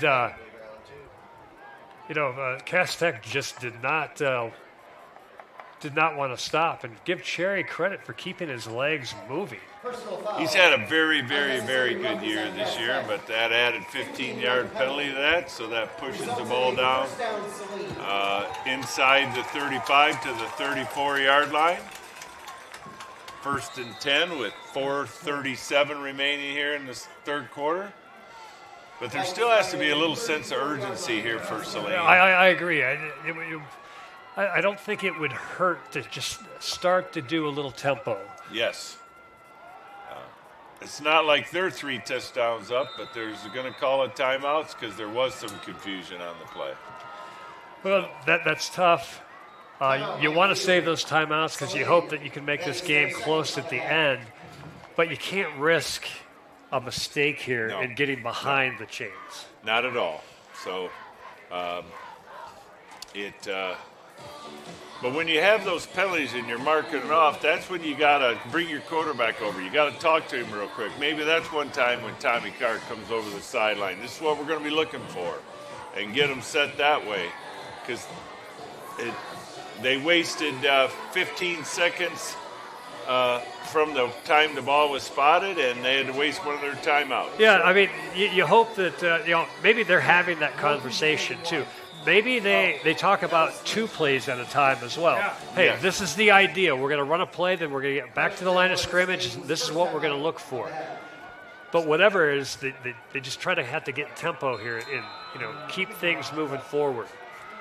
So it's 1st and 10 from the 34-yard line of Cass Tech. Carr fakes the handoff. He throws it downfield and out of bounds. Carr's pass falls incomplete. He was under a tremendous pressure and just got rid of it. Yeah, it looked like they were just trying to, roll him out to the right, but Cass Tech had, they had players in the backfield right away. There was just nothing for Tommy Carr to do there. And that pressure's been picked up since the beginning of the second quarter, so it's definitely altered the offense to a certain extent after that second touchdown by Saline.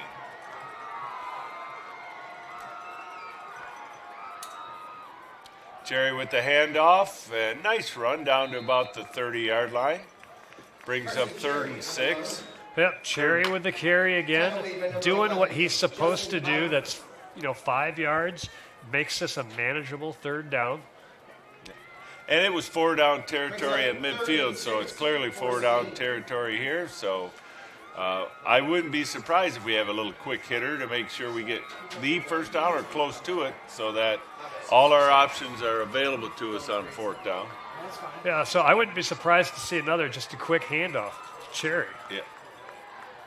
And he gets it. He cuts it up. Yep. Yeah. And he carries it with several tacklers down to the 10-yard line. Cherry doing a lot of good things on that carry. One, he gets to the hole right away and sniffs out the first down right away. Then he bounces it to the outside. And then when the contact comes, he covers the ball up with both hands. There's no way that ball is hitting the ground there. Good job by Cherry. So with the clock still running, I thought he got out of bounds there, but apparently the official didn't agree with me.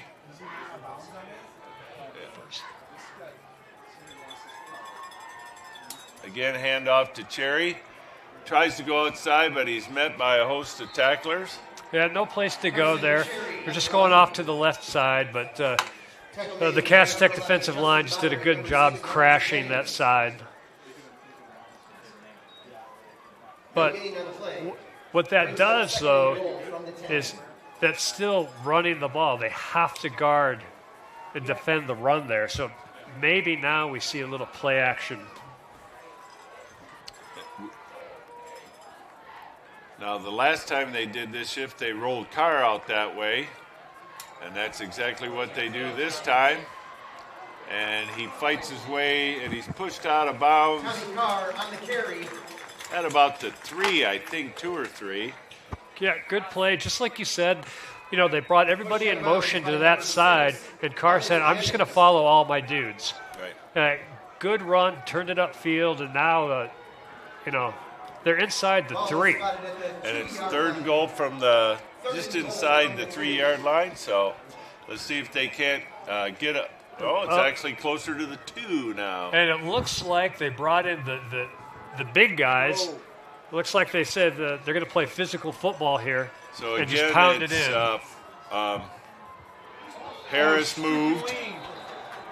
So Harris jumped it to try and get the block, but they had brought Barbarino and Harris in to run their big package, but Harris got a little ahead of the game. So moves them back 5 yards, brings up 3rd and goal from the 7. Yeah. Clean game. You got to have a clean game. We discussed that. You have exactly the setup that you want, and then you have a self-inflicted wound there. So let's see if they can overcome it. And Brings up 3rd and goal from the 7 for Saline.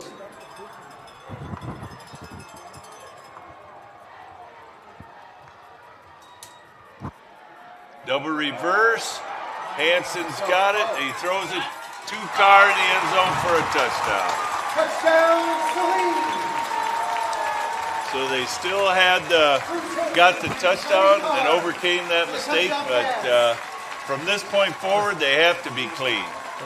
That was a good misdirection, and I think Hanson had his choice there. He could have run it in or throw it in. Made the decision to throw it, and he made a nice throw. Yep. So extra point coming, and see if they can cut this lead to 14.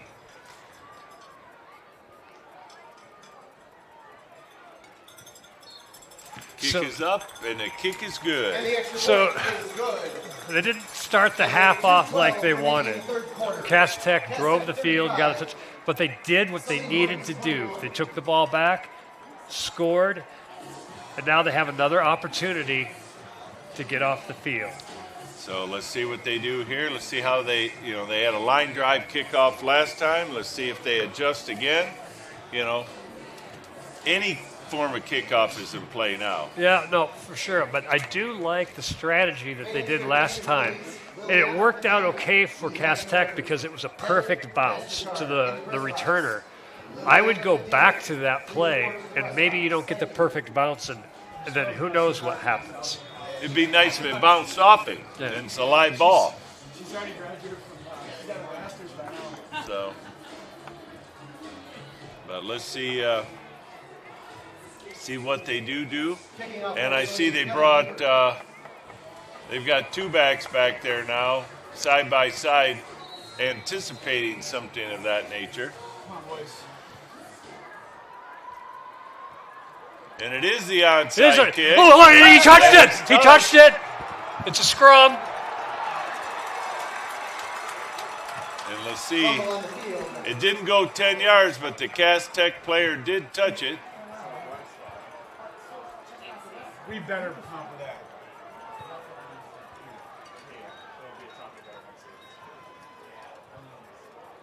Furlong.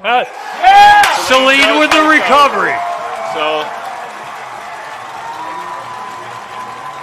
it looked like number 16.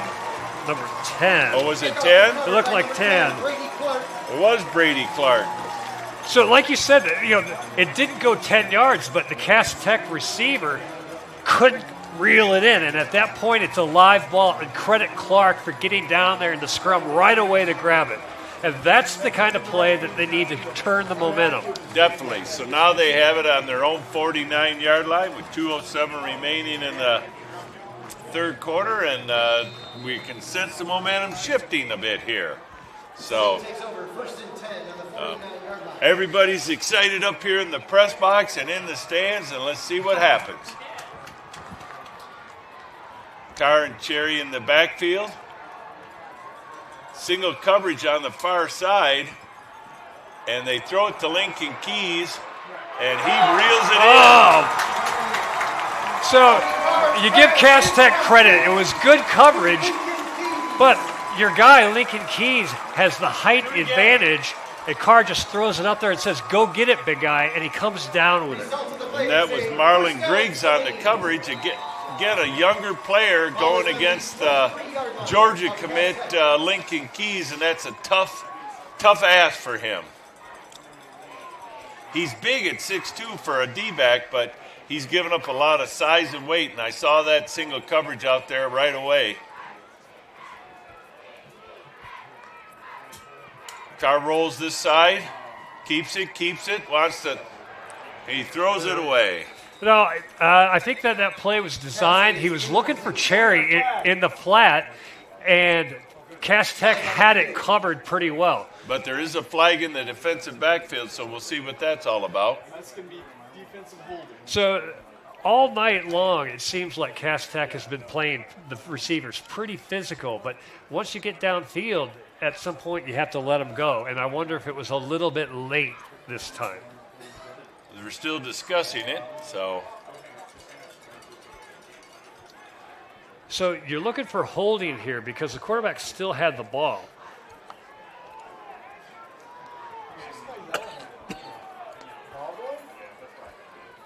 But they're bringing Barbarino and Harris back in for if it is a 5-yard defensive holding penalty. What's the call? Call the penalty. It is holding Defensive again. holding. Yeah.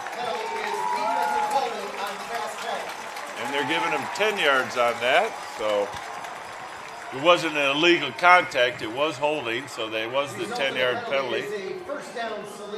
So Saline's got their big package in again. Ball is on the 13-yard line of It'll be 1st and 10 Saline at the 13-yard line of Cass Tech with a little over a minute and a half remaining here in the first quarter.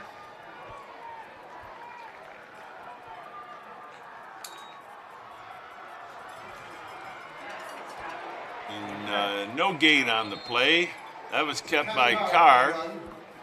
So they had the bigger backs in there, but they were a decoy.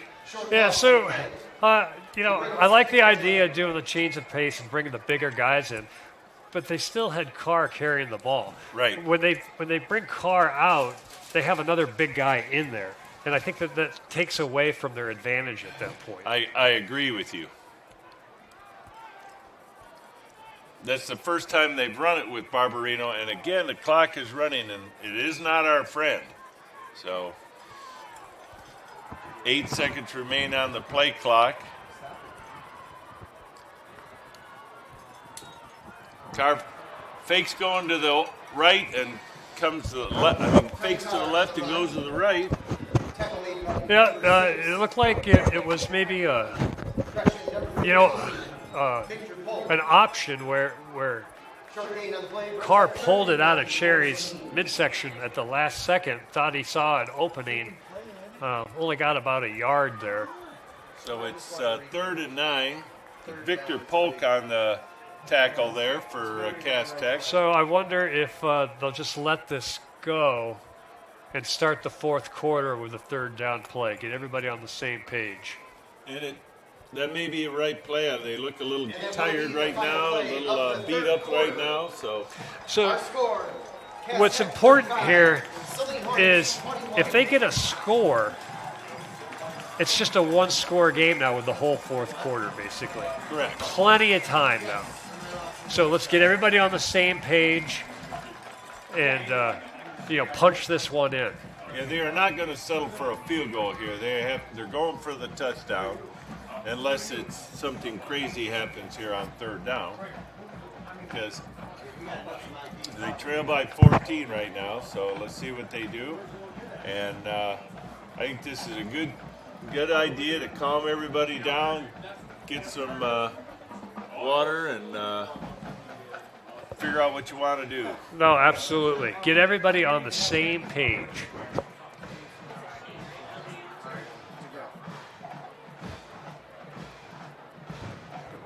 But it's it has added a level of excitement to this contest. The onside kick, and then they've driven it 40 yards, but now they got to punch it in. Yeah, and what's important to note here as well is they don't have to score a touchdown. They can still get a 1st down here. Right, inside the 3. So my gut tells me that you're going to see some pressure from Cass Tech. Yeah, I think so too. 3rd and 9 for Saline. Ball is at the 12-yard line. And the way it's stacked over here, it wouldn't surprise me if Keys cuts to the inside and see if that's where. We moved. It just those self-inflicted wounds. That's why I say we may take that field goal, because if we don't get something good here. Brings up 3rd and 14 for Saline. I thought we might see a slant pattern, but Sadler was thinking the same thing, and he creeped to the inside, because at the point where Keys was lined up, he could have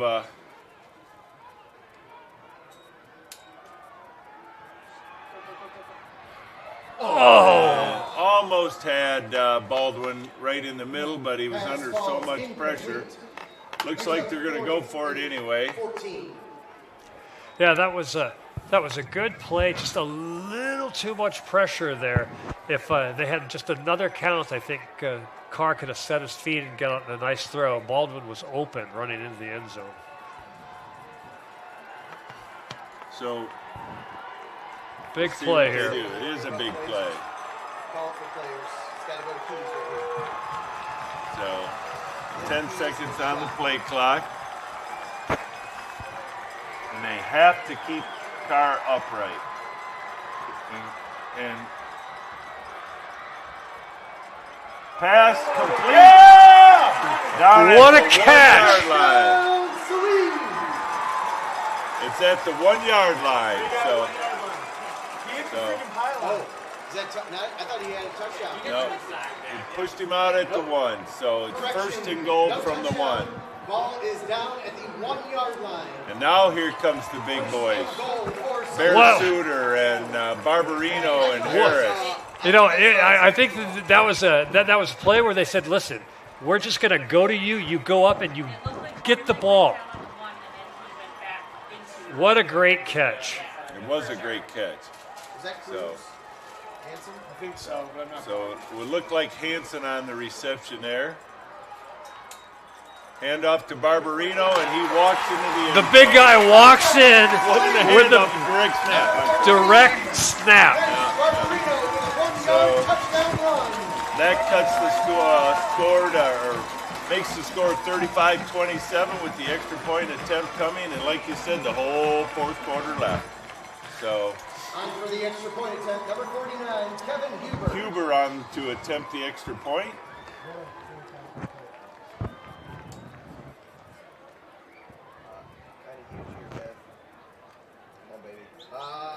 Oh my God. Oh. Oh my God. A little excitement on the extra point there. That's good. What a hole. So nice hold by, and Saline now cuts it to a one-score game. And we have an official's timeout for an injured player. Looks like there a is Cass an Tech player injury on the down. player. That's no good. We never like to see.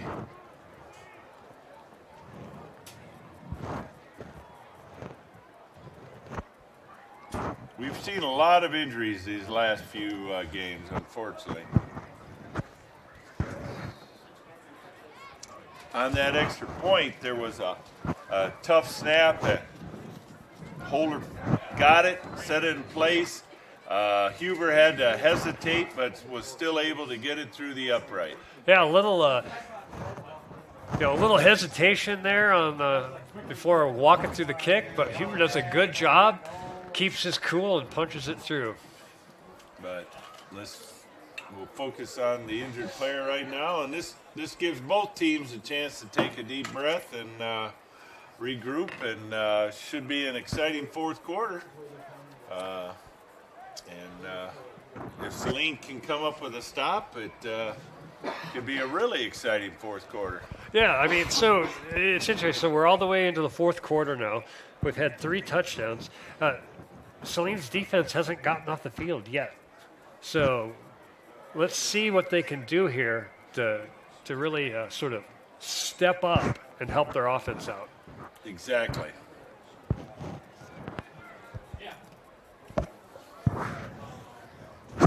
So I don't have a number on the injured Cass Tech player, but he's got his helmet off and he's got his arm up, but I don't know if he's got multiple areas of concern.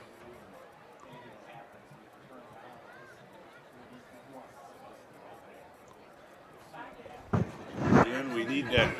Wouldn't hurt to have that cart. But they're going to carry him off. That's number 17, Darius Summers. Yeah, he can't put any weight on that one leg. Where is the cart? So, we've had some cart issues these last couple of games. Yeah, this is embarrassing. How long is It's right down. So he is being assisted to the sidelines. So what do we have going on in the game? So we're kicking up. Yeah. So these leg injuries are tough at the end of the season and tough for seniors. As we reported at the start of the game, Mr. McAdoo from Woodhaven fractured his leg. This doesn't appear to be that type of injury, but you never know.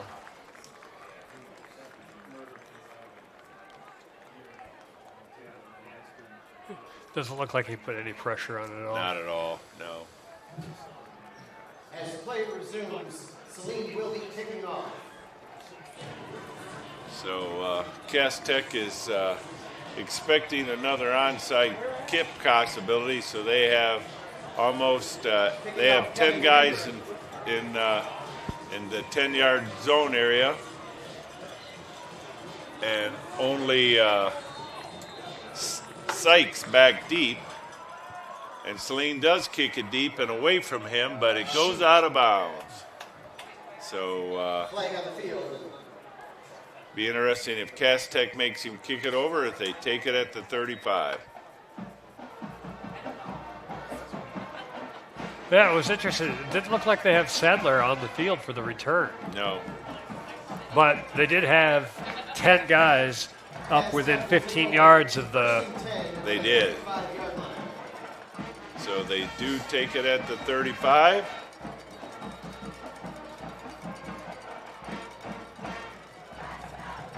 Actually, they mark it at the 40. So it gives a fairly short field to Cass Tech. So now that's beholden on the defense to see if they can get that ball back. 2 receivers to the far side, single receiver here to the near side. Hand off to Taylor again, and he's just running wild. Good job by the line of scrimmage again. Give him just enough of a crease to get to the second level, and the first guy can't bring him down. That takes it down to the Saline 47, and my guess is that Cass Tech's going to keep handing it to him. You can lean on that until they stop it. Right. So,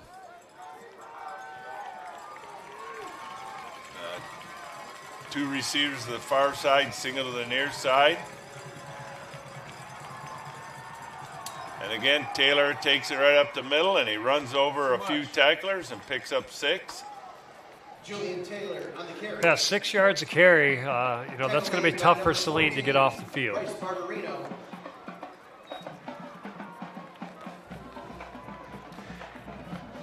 And again, they're in no hurry. The clock is running, and the clock is their friend. So, 8 of 5 brings up 2nd and 5.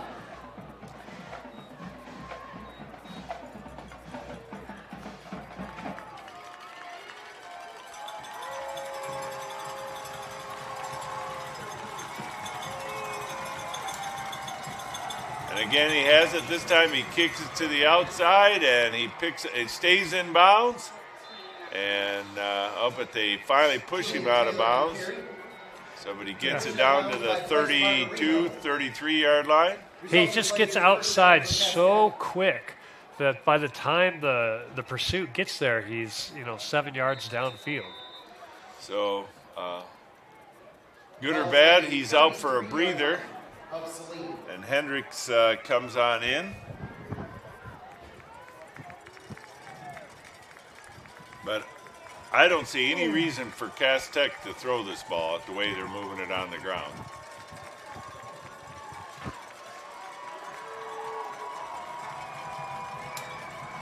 Hendricks has the ball, and he is tackled right about the line of scrimmage. So the difference between Hendricks and Taylor is Taylor doesn't hesitate. He's north and south, just like that, where Hendricks danced a little bit and was looking for that hole. And I think Saline did a good job of bringing pressure that time. They didn't wait back at all. They just sold out on the run and wrapped him up right away. So it's 2nd and 10 at the 33. Now you might see it pass.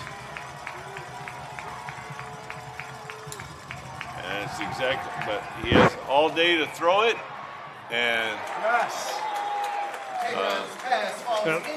intended for number 0, Malin Griggs. Intended for Griggs. Brings up 3rd and 10. Yeah, looked like Tusa did a good job on coverage there, and maybe it was Baldwin as well. They had him bottled up pretty well. But now we're in the first 3rd and long of the second half for Cass Tech. And look who's back in the contest, Taylor. And if he doesn't get it, he's decoying. So, but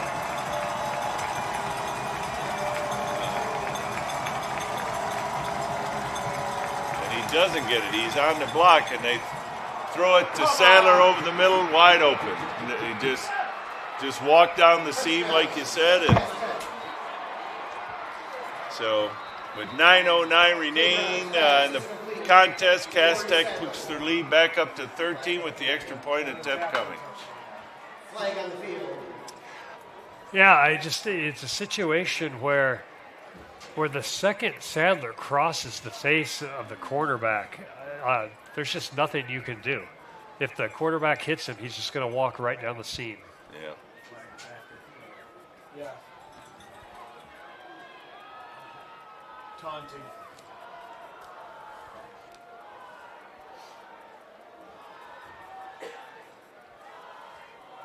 Unsportsmanlike conduct on Cass Tech that looked like Sadler, as he was going in the end zone, may have did a little taunting And so that'll affect him on the kickoff. So Garzon to attempt to push this back to a 14-point lead.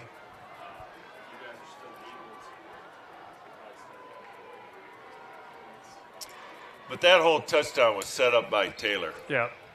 Even if Saline can get a fairly quick score here, they have to come up with a solution to Taylor. Yeah, they do. I mean, and a situation like that, I mean, I know that you're worried about the speed, but I think that you have to do whatever you can do to.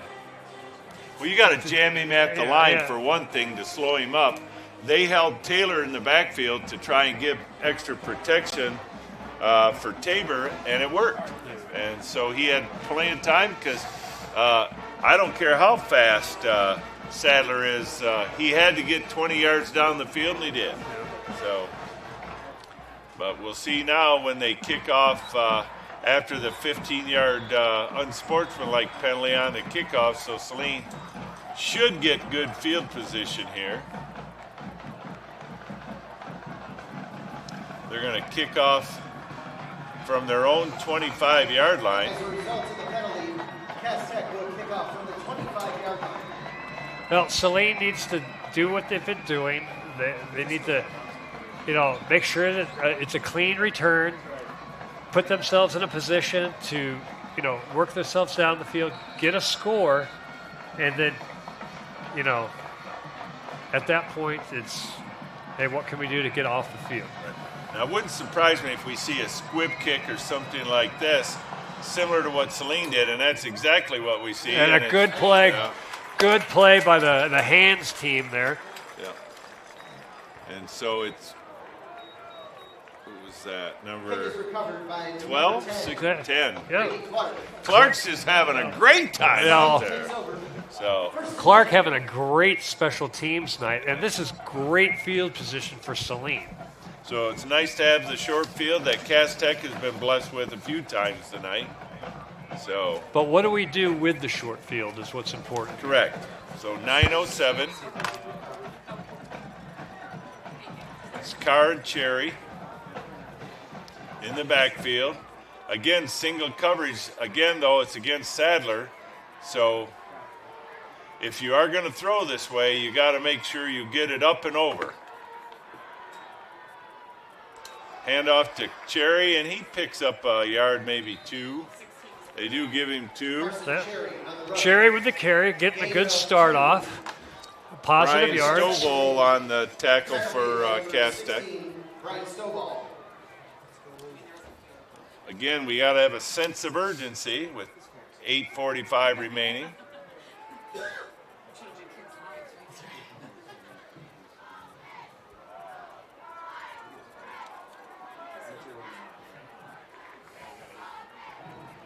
And it's Klein against Johnson down here, so they may want to try and go to that matchup again.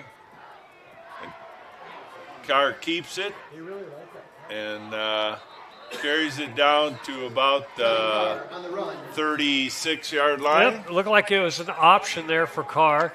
He pulled it from Cherry and took it up and got 4 yards. And now we're in 4-down territory, 2 chances to get 5 yards for a first down. 8 minutes remaining here in the contest. So let's see what they dial up. Trip receivers here to the near side.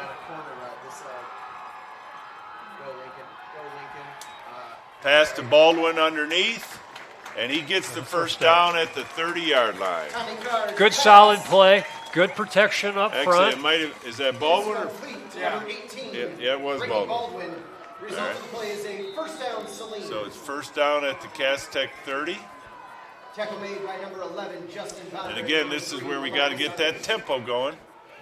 7.5 minutes remaining.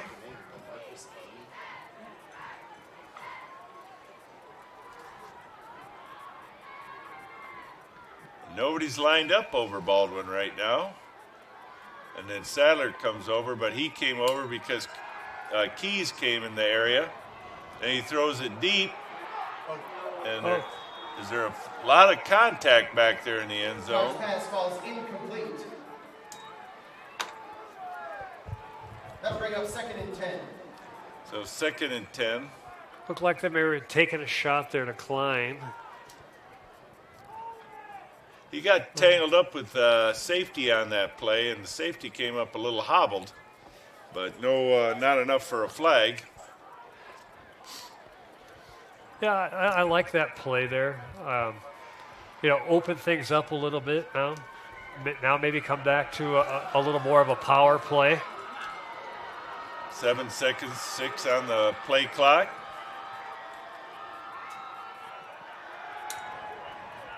And timing was off on that play. Carr's pass falls incomplete. Brings up 3rd and 10. That'll bring up 3rd and 10 for Saline. Yeah, it looked like, Carr was a little bit rushed there. He was. And fortunately, even though there were 2 defenders on Lincoln Keys, it fell harmlessly to the turf. But it'd be nice to get up to the line with less than 4 seconds on the play clock.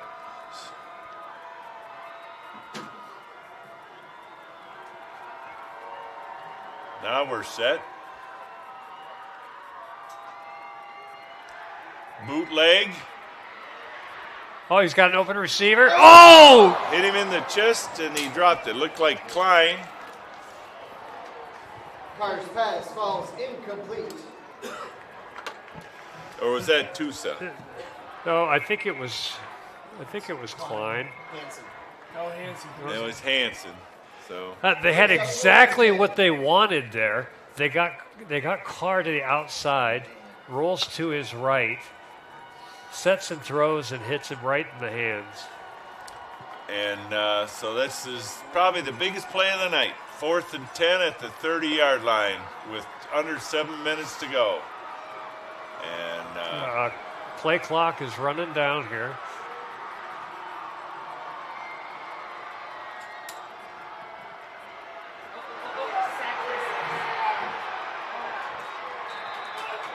Fumble on the play. yeah, blind side and Recovered by Saline. Yeah, it looked like they were just rolling everybody to the left, Cass Tech takes over looking 1st for and 10. Keys down the seam, and Cass Tech had pressure right away. Carr had no place to go, had to hold it longer than he wanted, and took the sack. so now we're Ball is spotted on the 40-yard line.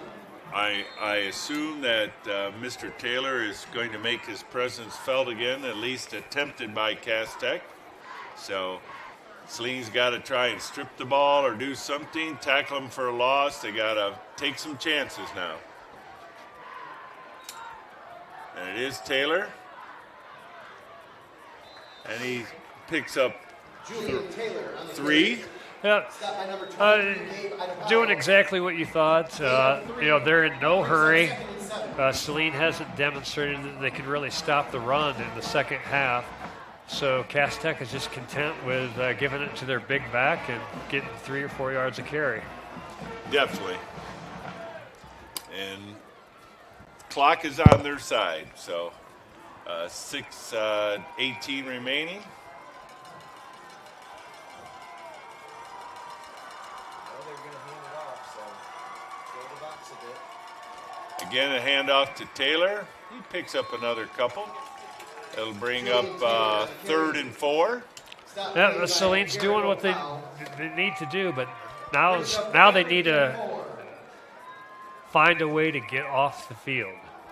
And it doesn't behoove Cass Tech to throw the ball unless it's the most simple, safe pass because they want to keep the clock running. So, I mean, in this situation, you'd like to see them Saline bring pressure, but they also have to sort of, play a little bit of press here on Sadler. Yes. So Powell on the last tackle, by the way, forgot to mention that. And they do pass it, and he's wide open behind everyone. And that was Sykes, and it's down inside the 15 to the 13-yard line, and that may be the nail that ends it.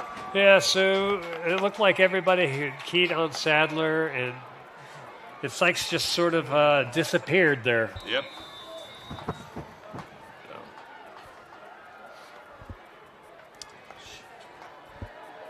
Ball is spotted on the 13-yard line of Saline.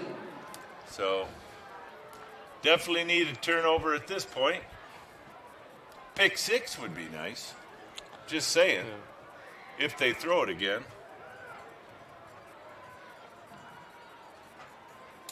And Taylor gets the ball. Carries it down inside the 10. Yeah, I think at this point you just need to bring everybody and hope that something fluky happens. Barbarino on the tackle there brings up 2nd and 7 with 4.5 minutes remaining here in the contest.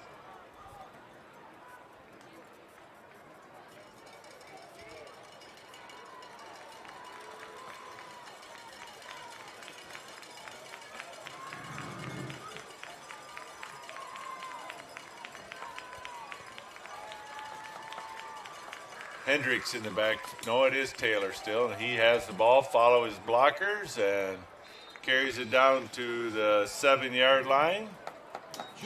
Yep. Cass Tech is just, they're content with 4 yards and running the clock. Yep. Tusa and Ida Paulo on the tackle.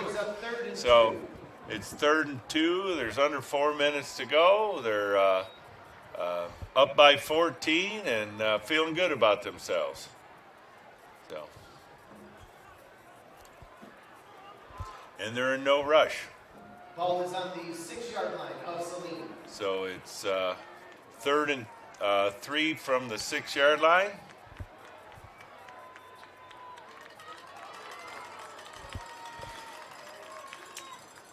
Again, handoff to Taylor, and that time they did get some pressure on him. Yeah, did a good job of bottling him up, and on 4th down. On the carry. It'll be interesting to see if they kick it here to go up 3 scores or if they go for it. And they are bringing the kicker on, and Wyatt McPherson made the tackle on that last play. So, and Saline calls its 2nd timeout to try and save some clock here, in hopes that they can. He misses this field goal. It'll be a 26-yarder. Timeout on the field. Saline. That is their. That helps ice the young man too, because he hasn't shown perfect kicks, but. Yeah, they're probably going to set up some try to. I mean, they'd really like to block this if they could. Definitely. And return it for a touchdown. That's what I'm thinking. But I'm Mr. Positivity here. But no, it's exactly what they're trying to do. They're trying to make something happen here. There's 3:04 remaining. They've got to get 2 scores and stop Cass Tech from scoring here. Tall task. Yeah, it is a lot to ask for here. And Cass Tech's number 1 for a reason. They're a highly skilled football team, and they took advantage of whatever mistakes Saline's been giving them tonight. They certainly did. So Garza's on to attempt a 26-yard field goal. Snaps have been low most of the night.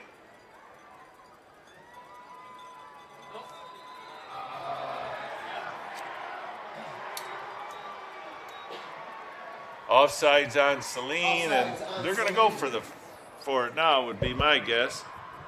I would, because I'd just hand it to Taylor again. Yeah, I would too, and that's just a self-inflicted penalty. You just shake your head here.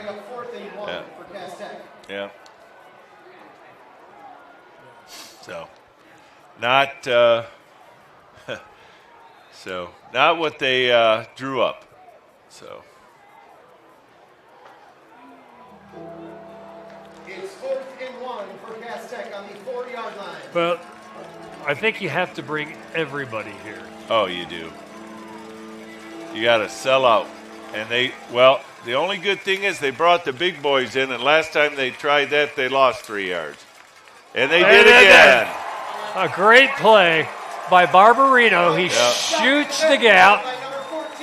And just like on the last time they bought the big boys in, they slow up Taylor, and that allowed Barbarino to bring him down for the loss. So A great play. Yep. They did what they had to do, and now they got to score twice in 3 minutes.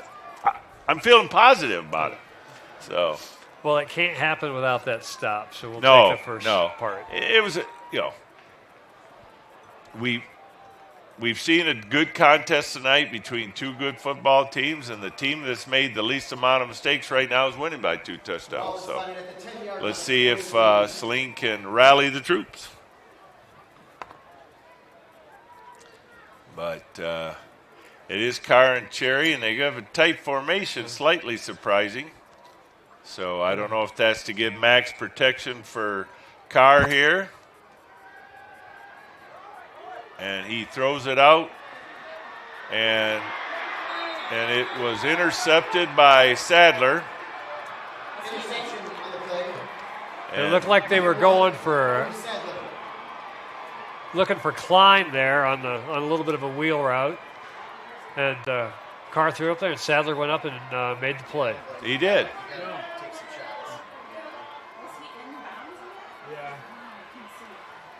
So Cass Tech takes back over at the Saline 39-yard line with 2:53, and they're just going to run out the clock, or attempt to run out the clock. So. Yeah, Sadler's the North Carolina commit. He's been all over the field tonight. Scored several touchdowns, has 2 interceptions, including a pick 6. So he has been a difference maker for sure.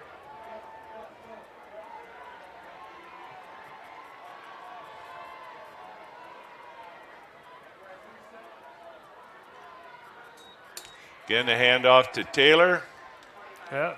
And there's a flag on the play. It's a lather, rinse, repeat here. Just Taylor to the left-hand side of the line and, 4 yards. But there is a flag, so let's see what that is. Fans, please make sure to stick around after this game as we will have a presentation of the regional championship trophy.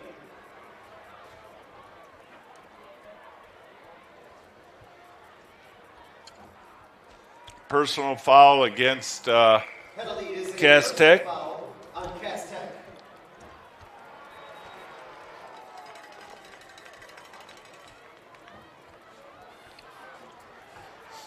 I don't think that changes the philosophy at all for Cass Tech here. They don't really need to get a first down.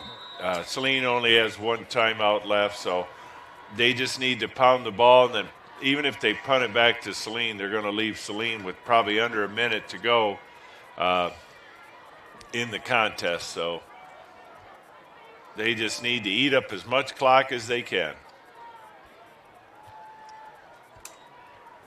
Taylor has it. He's met in the backfield again and dropped for a loss. And stopped his feet for some reason. And then Sadoff in there just to scoop him up and stop him. And Saline does call it final timeout. So with 2:12 remaining and 2nd and 25, Saline no longer can stop the clock. So if Cass Tech takes the play clock down every time, they can give it back to Saline with under a minute remaining, needing 2 touchdowns. But it's been a great season. 2 good teams, but one of them had to come out on top, and it appears that Cass Tech is that team tonight. Yeah, I think Short knew that coming in, that he had a good team. He could play with Cass Tech, but that he also knew that they had to play clean football and disciplined football, and they just they made a couple mistakes that really cost them. They gave up 3 touchdowns in the first half, either with a pick 6 or extremely short fields, either by misplay on the kickoff, bad punts. So you just can't give a high-powered team like Cass Tech a short field. One at the 30 and one at the 45, and then expect good things to happen. Well, Carry by Taylor there, tackled by Barbarino. Barbarino and Barasuter. 3rd and 30 here. They have it marked as 4th down, but Saline will take that, but it isn't 4th down. It'll bring up 4th and long for Cass Tech. But well, they're going with it. Yeah. They must have forgot on that first play, unless it was a Oh, dead ball penalty. Yeah, Yeah, it could have been a dead. See, I got it wrong. All right, 4th and 30. And now Cass Tech will call a timeout to avoid another 5 yards. Timeout on the field. Cass Tech. Is that their second? And it is Cass Tech's second timeout. That is their second of the half. So what we need here is a punt return for a touchdown and then an onside kick. I've seen it happen. Yeah. So, Well, there's still a minute 27 left. So as long as there is time in it, and you've seen it in college football this year. It actually happened once. Team got the punt, returned it for a touchdown, onside kicked it, and ended up getting 2 touchdowns in less time than's on the scoreboard. Not that that's going to happen today, but it's possible.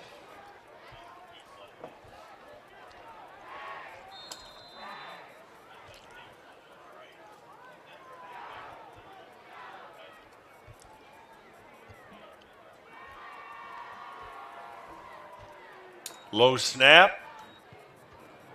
Sadler kicks it, and they call for a fair catch. So at the 27-yard line by Cruz Hansen.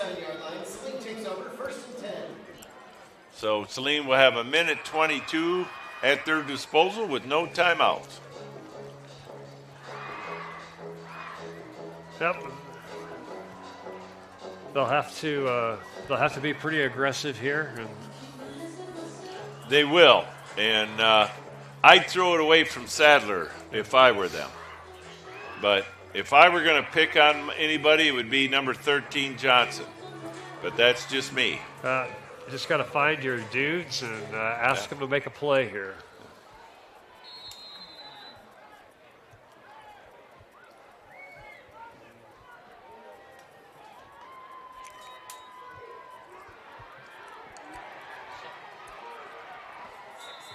He was trying to get it to Cherry, and he was spun around.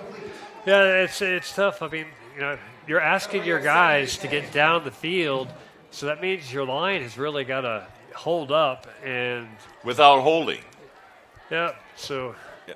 So, Carr was under a lot of pressure there. That's a tall ask. So it brings up 2nd and 10. Still looking for something positive. And again, they're all over Carr. He rolls out. Cherry with a nice catch. It was a nice catch at about almost a yard short of the 1st down. Minute remaining. They're going to have to get up to the line and go. Brings up 3rd and 1. Again, got to get the snap off and save as much time as possible. But the officials blow the play dead as Cass Tech calls the timeout. Cass Tech. That is their 3rd and final timeout of the game. So there are no timeouts remaining, but we have 45.8 seconds remaining. 3rd and 1 when we come back. So if you were Coach Shore, what would you do, Justin? I think I would tell my guys that, hey, we've leaned on you all year long. We need you to go up and make a play and put it up there and ask them to go make a play. Man, I like the way you think. That's a great answer. So, and you know one thing, I have to give the Saline faithful. They're all still here. That's great. They cheering their boys on, and so it's they've had a great season. Yeah, they have a great team. They do. Resumes 3rd and 1. So it's 3rd and 1 from the 36-yard line. They got to get to the 37 for a first down. And Carr throws a pass and threw it before he wanted. Almost jumped that one as well by number 3, LaMarcus Army. So brings up 4th and 1 with 41.2 seconds remaining. They got to get a first down here if you don't do anything else. You got to get a first down here.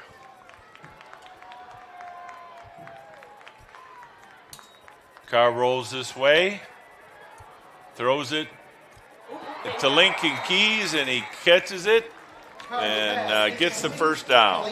A little tipped ball there, and had Keys had 6 more inches on the sideline, I think he could have run that in. Just like Cass Tech did in the first half. So, still some life left with just under 35 seconds remaining.